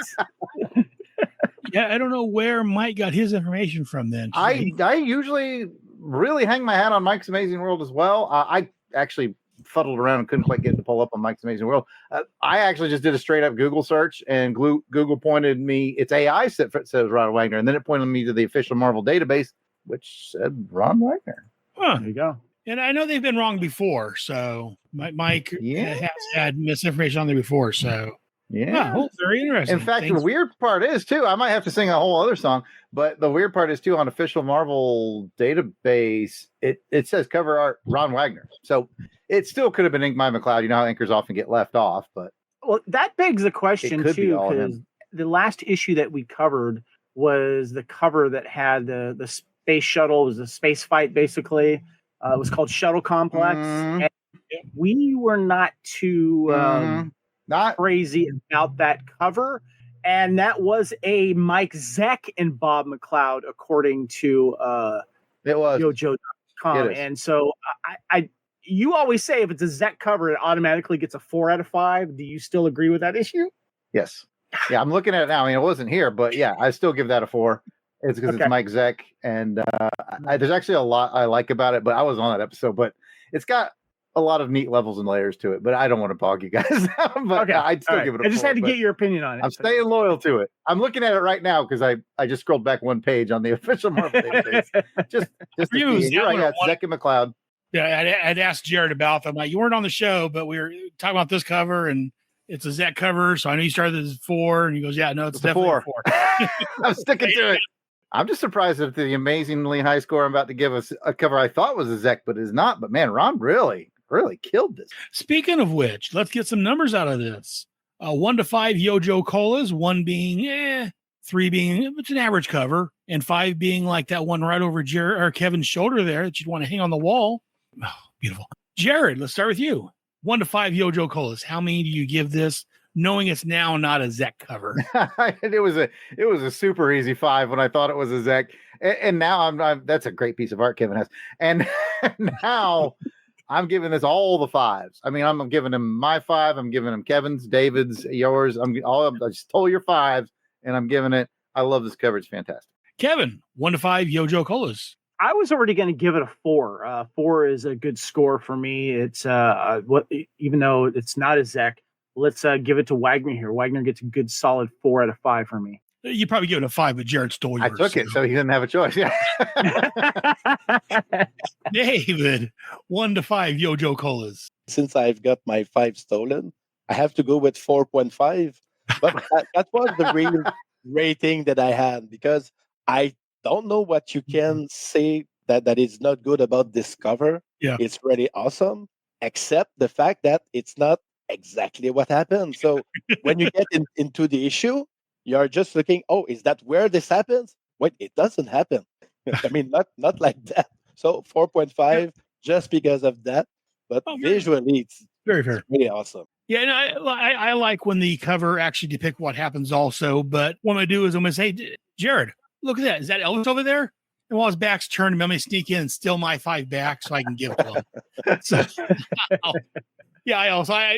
while, yes, I'd prefer it be something that's actually in the issue, I think this is a close enough representation.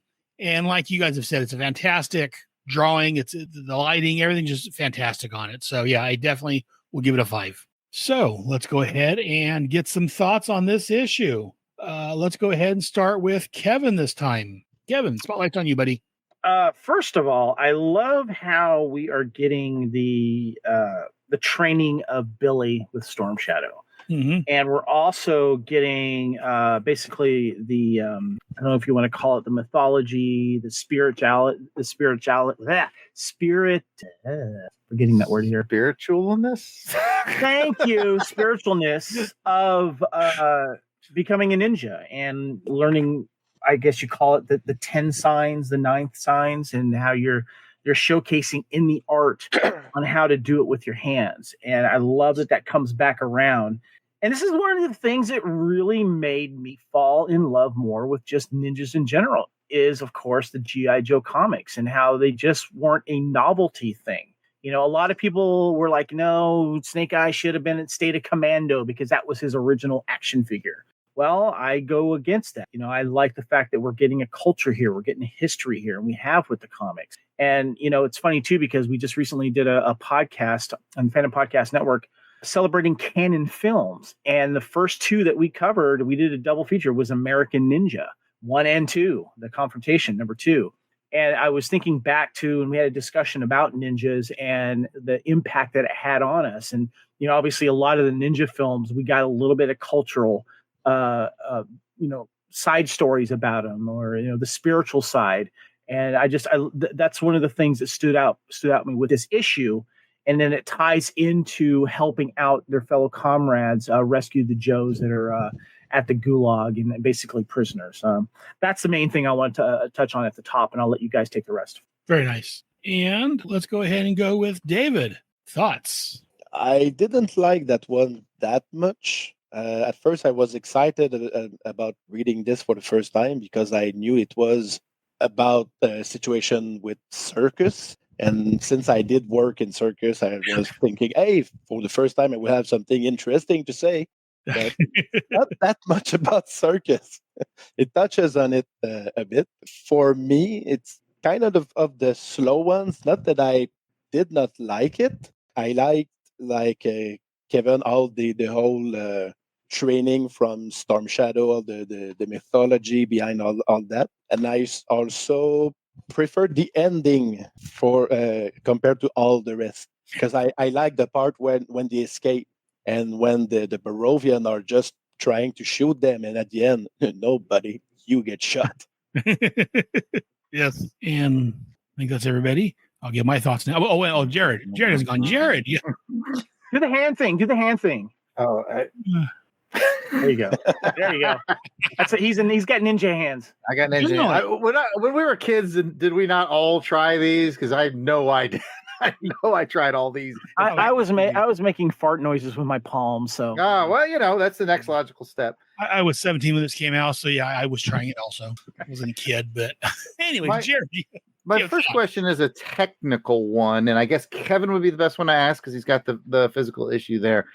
Or is it the reprints or is the original issue? There's a lot of wonkiness going on with the lettering, especially on this page Jinx is talking. Yeah, let me pull that one up here. I was curious about it's that. like there's like a lot of misspelled words where you can kind of tell they were. I don't know, it was a printing error. Yeah, there's a printing error where I have been. It looks like they're saying pouring over all. Yeah, that's one of them. Yeah, there's a printing error, like it and like instead of intelligence, it says intelligence in that same bubble right underneath the pouring. It's like instead of a G, it's an O. Intelligence. Yep, that is a misspelling. You are correct. Okay, so these are this is the original issue right there. So these reprints went from the OGs. Let me bring you up, Kevin. Yep, right there. See how it says well, he's got his looks much more like a G than mine does. Yeah, no, it looks like a G to me. That's the way mine looks. Mine looks like straight up looks like an O. Mine as well. There you go. Yeah, that's weird because mine looks straight up like an O in this reprint. That's the way mine looks. It looks like a G. It just that's weird.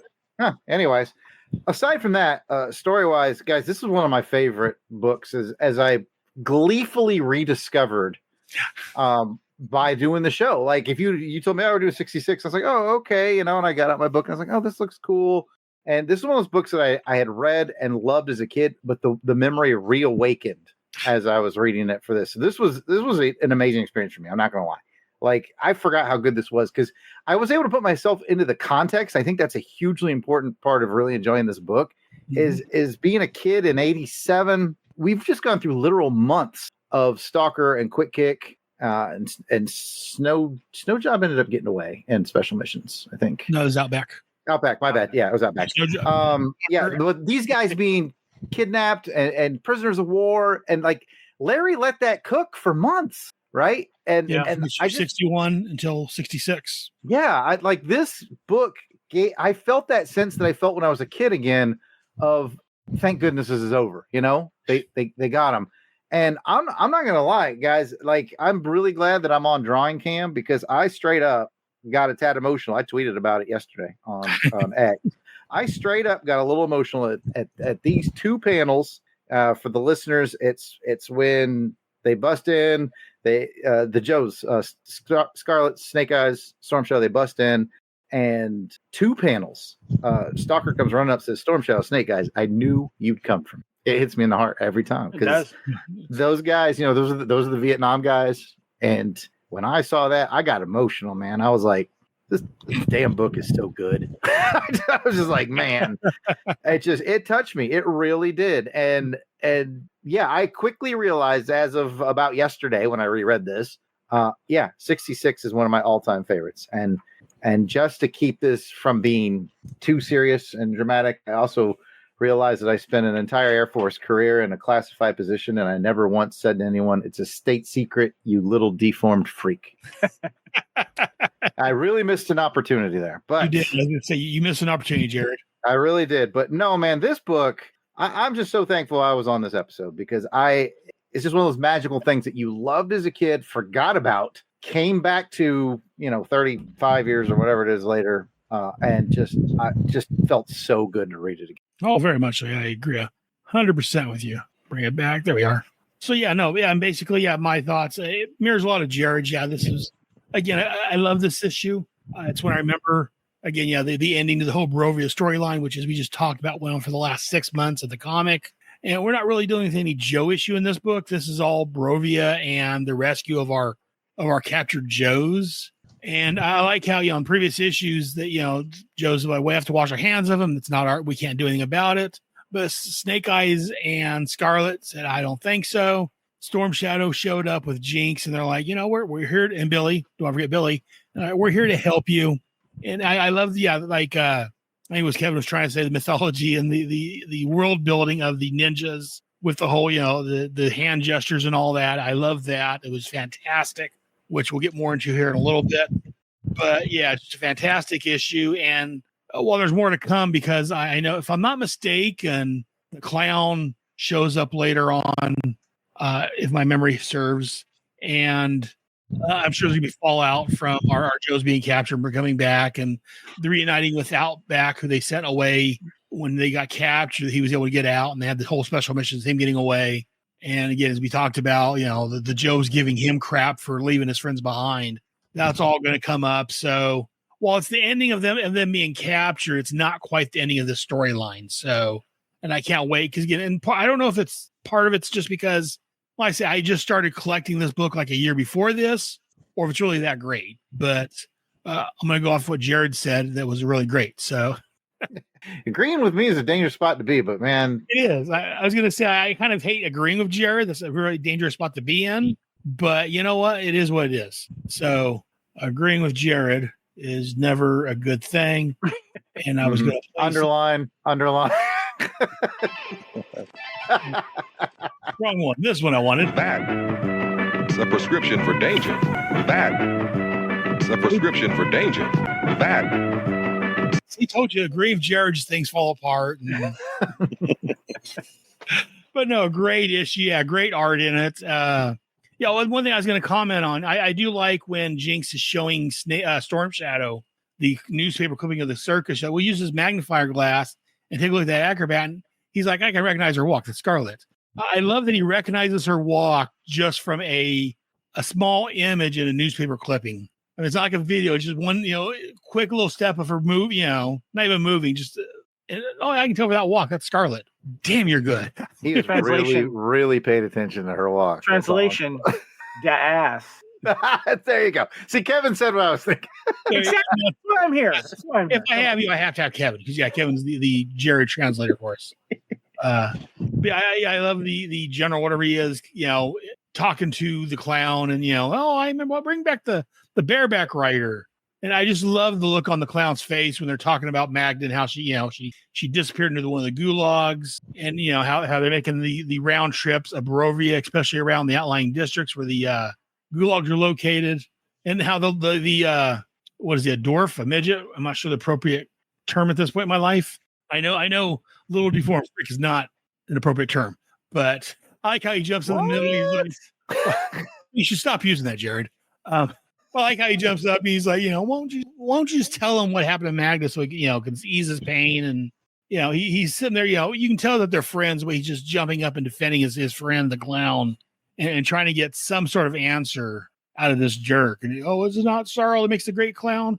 Who might deprive the world of laughter? And how, when Scarlet's trying to find out what's going on, the dwarf is like, leave me alone. If you do anything to hurt the clown, it's not going to be the end of it. And then the other thought I had on this was the very ending. Well, actually, before that, the dwarf, midget, whatever he is, the deformed freak, was telling him, telling the clown that, we turn these guys are up to something. We turn them in. Maybe we can use that as leverage. And when he says that, the clown's like, I would do anything to find my Magda again. And then we cut to the end where we find out he's actually helping them. And his little companion's like, where's it at? Like the last page of this, where he's like, we could have turned them in, made a deal, and now they'll hunt us down. We've lost everything. Yeah, I love the way this is written. He's like, we will escape. Have faith in our resourcefulness. To have turned them in would have violated everything Magda believed in. We have lost nothing. In fact, we have gained everything worth having. I just love that ending dialogue there. It's just fantastic. It's just very, because again, no matter what happens to you in life, it's what you choose to do is what defines you.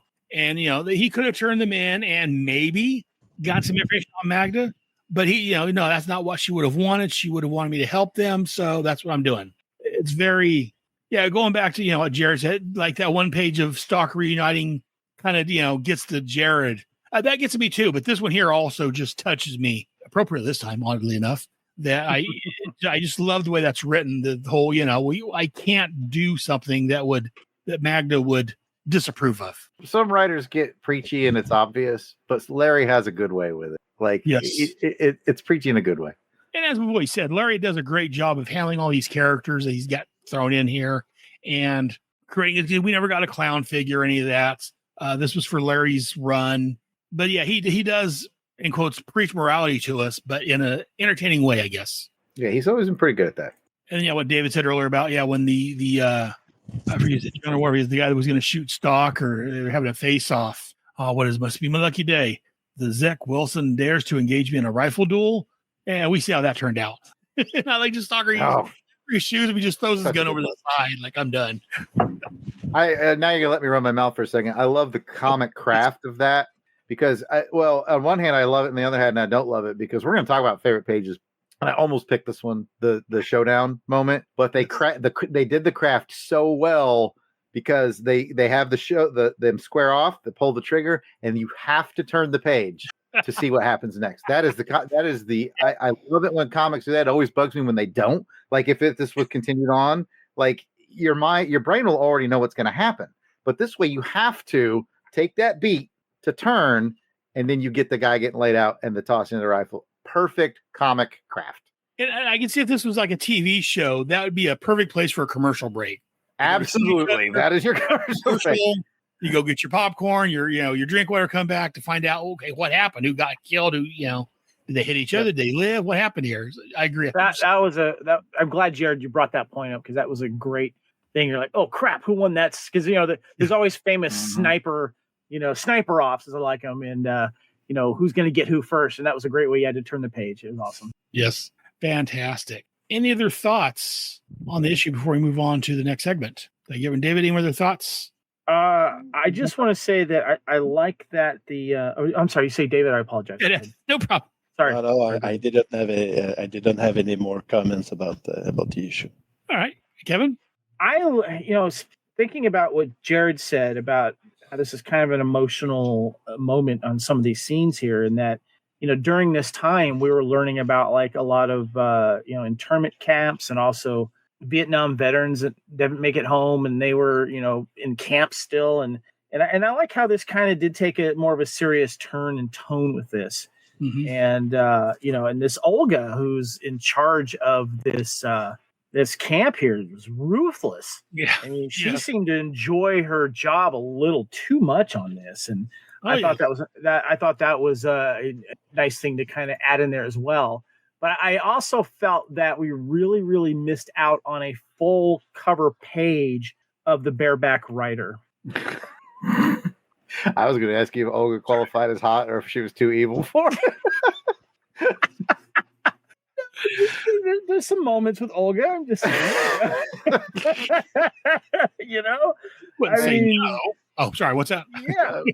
Bringing it back to some seriousness, I did wonder if she was patterned after a character in the Carlos Hathcock's story. He's the very famous Marine sniper. In fact, the sniper movies with Tom Berenger are based off of his life loosely. But yeah, he talks about in his book, he's killed bazillions of people, and he talks about how he only took pleasure in one, and it was a female who ran a prisoner of war camp and took such delight in torturing the men that when he killed her, he said that was the one I felt legitimately good about.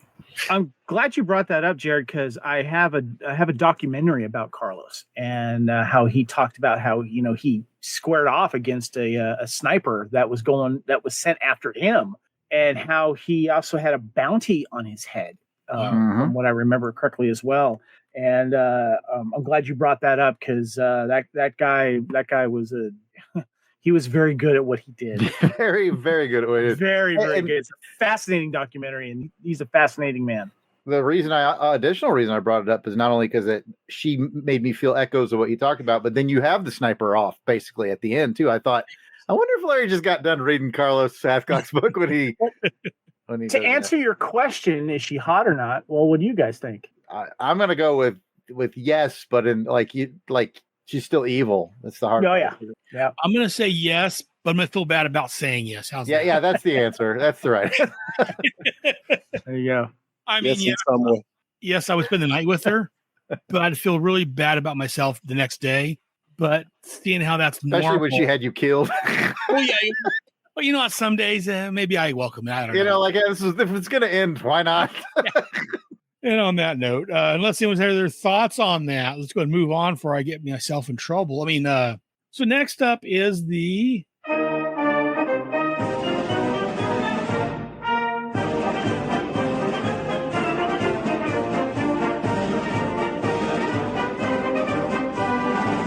real American hero.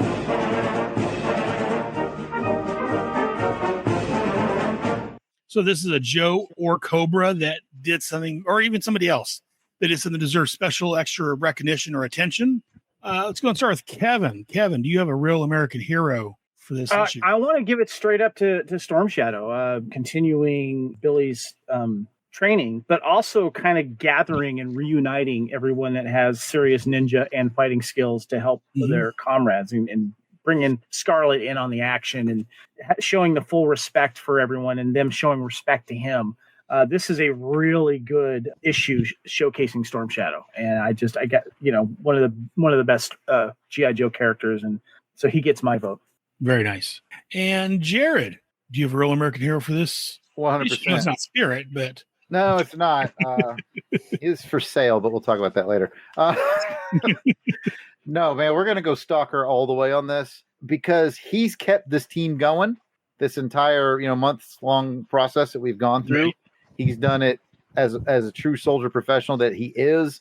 I love, as I mentioned, the 2 panels. I love that we get to see like another reason it hits me in just 2 panels on such an emotional level, unbridled joy on his face. He hasn't been allowed to be happy in a long time. Just as the leader of the group, I gravitate towards those characters. Like Leonardo's my favorite Ninja Turtle.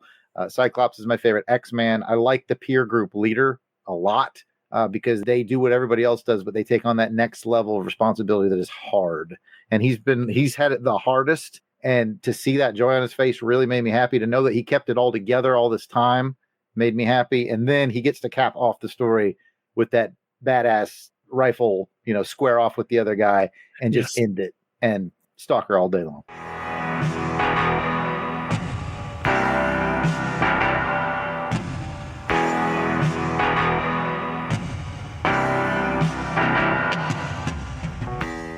Jared's favorite leadership moments. Very nice. Can't argue with that. David, do you have a real American hero for this issue? Yeah, I'm going with Storm Shadow as well, because during all the issue he shows that he can be the ultimate leader for a team. Mm-hmm. And as Kevin said, because he's all gathering the people and making sure that they work together, but he shows that he's not just a ninja. He's a teacher. He's a leader in the field. So I really like this character in the issue. Yeah, and a loyal friend. Yes. Again, going back to his connection with Stalker, the loyalty there is so much. This book touches me. And yeah, those are all great choices. Yeah, I went through Stalker. I went through Storm Shadow for reasons you guys have said already. Fantastic characters. My only problem with Storm Shadow is that he never really was a Cobra bad guy like he was in the cartoon. I mean, as we found out previously, he was only working with Cobra to find out answers, and he's more neutral / Joe-sided, but that's another story entirely. But yeah, those are both great choices. But I'm going to go for, as I talked about a little bit ago, the White Clown. I love the fact that he why are you always picking on me? Oh, no, I'm sorry. Sorry, I didn't mean to confuse you, Jared. Besides, it was my favorite. You should have been privileged, But I love, the White Clown could have turned him in and maybe got some answers about Magda or got some special favor, treatment or something. But, he's willing to go on the run if he needs to help out the Joes because that's what Magda would have wanted. And again, like you said, he didn't lose anything, but they've gained everything. So I'm giving mine up to the White Clown just because he was so fantastic. And again, as I said, if I recall correctly, we do see him again later on in the book. So spoilers for upcoming issues. But I'm intrigued because this is about where I started dying off in the books because we moved to Germany and they're harder to get. Anyway, I'm intrigued. Right. So if I'm not mistaken, this whole White Clown and all this comes back up later on in the book to some degree. So we'll go and put a pin on that though. So let's go ahead and move on to the last segment, which is normally the middle segment, the page of art. So this is a page of art. I've asked the guys to send me their favorite page that they would want. This is something you'd want to have either black and white or the colored page. Something you want to take home and hang on your wall, maybe. David, you chose page 15. Like, talk about this. Yes, the reason that I like this page is you have a kind of a real American hero, badass movie vibe with that page because you have all the bad guys who are feasted on Boris, so they are a bit late, sadly.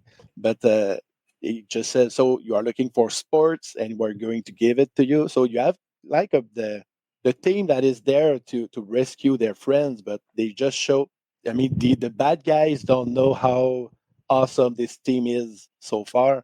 And you just, as a fan, you know that they are going to take a beating and a solid one. And when Scarlet just takes out the light. I mean, it's like you're watching a movie, an action movie. It's very cinematic. I love that page for that. Very nice. But yeah, there's a lot of great pages in this one. Next up, Jared, you chose page 11. Is that correct? Sure. I don't know what the page number is, but I want to give David a shout out. Yeah, I almost picked the same page as him for similar reasons. But this one, man, I really liked it. I also like to pick pages that if you get the original art, you usually don't get the lettering. Right. So I like pages that tell a story even without the words, right? And David's page also did that really well. So I was flipping around looking at it, and I really like the stalker page with the standoff, but then you had to turn the page to see how it ended. So I would have to take 2 pages. So many good pages in this one. But this one I liked. I loved the team shot in action at the bottom. Yes. And I was like, so I was leaning towards that. And then what sold me on is actually panel 2, where Snake Eyes and Storm Shadow appear from the fog, from the smoke. Yes. Like that, I was like, okay, this is it. This is when 2 ninjas appear from the smoke, do business, and then the whole crew goes rolling in. I can't say no. So that's Jared sticking with this one. But man, there's a lot to pick from in this book. You would have thought I would have picked the one that hit me emotionally, but this one hit my 80s ninja love that Kevin was talking about from like Canon films from before. Like you said, there's a lot of great issues. This was hard to choose from. There's a lot of great pages to choose from. You both have great pages for the reasons you stated. I had 2 that came down to. I chose one, and then Kevin sent me his, which actually are overlap. So mine is page 7. I love the way that they're, especially that last panel where the group is standing around each other. We got the Rashikaga symbol in the ground as they're talking, and they're starting to do their hand movements and all that. We get the clown. Do you mind if I read those bubbles of the dialogue? Because the reason why, and I'm glad you chose this one as well, Aaron, because of what they say in that. Yes. What Storm Shadow says leads to mine. Storm Shadow says, there are 3 here who wear the hexagram of our ninja clan on their right arms. They are the unbroken lines. There are 3 here who do not wear the hexagram. They are the broken line. We 6 together complete the circle. All forces are in balance and harmony. On this clean slate, we will write the letters of the Kujoni. So I thought that was a great setup in uniting these people. So great choice. I'm glad you chose that one. Yeah, no, and like I said, I was looking at both pages, but I chose this one for real, which is just a great layout. And it starts this next page, which I originally considered before I went with this one. So Kevin, page 8. Yeah, so what I want to do is lay this out also for the listeners who are not watching this. So the previous one, which was yours, that was in the middle of the circus ground while they're being spied on by that little guy. But this is what I like to call like the Brady Bunch layout here.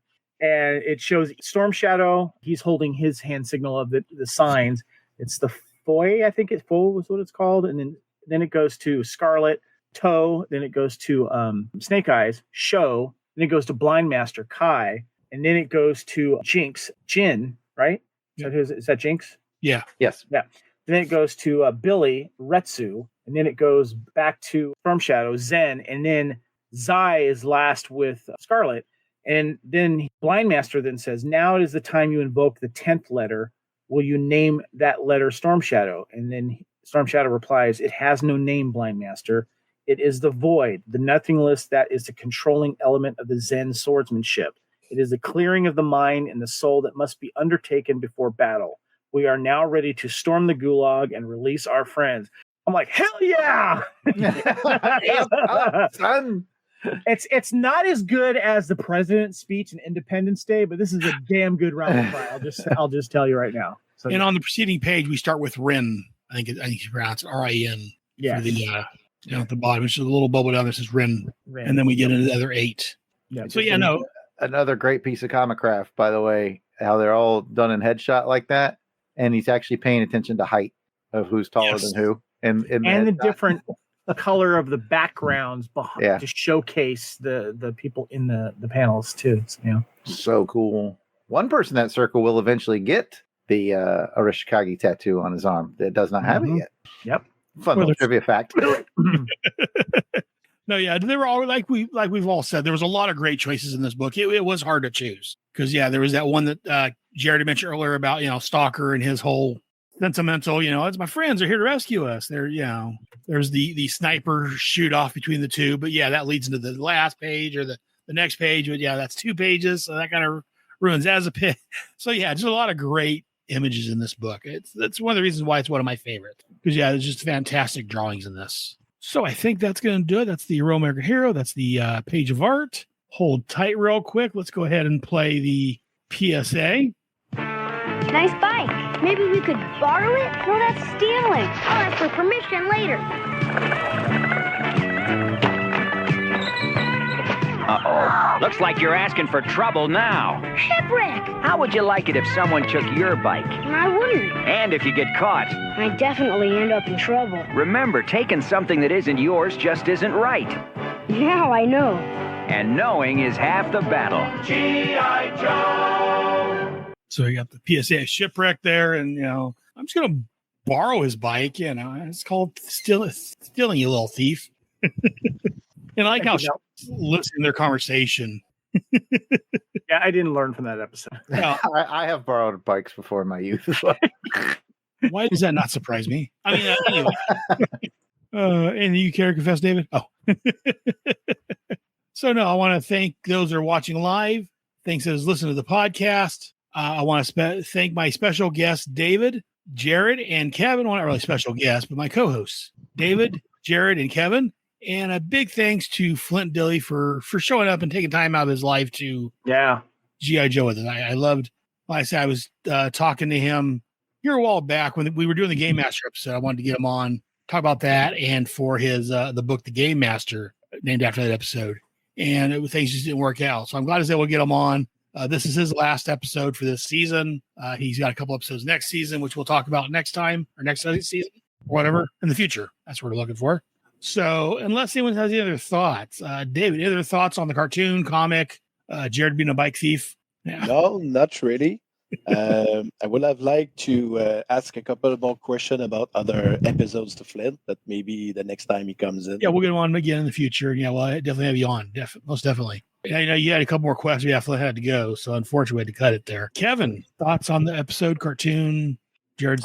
No, I had a great time as always, and I appreciate you guys. So thank you. Oh, I appreciate you. Thank you for the Comic-Con updates. I appreciate that. Appreciate the Cold Slither. I appreciate annoying Jared.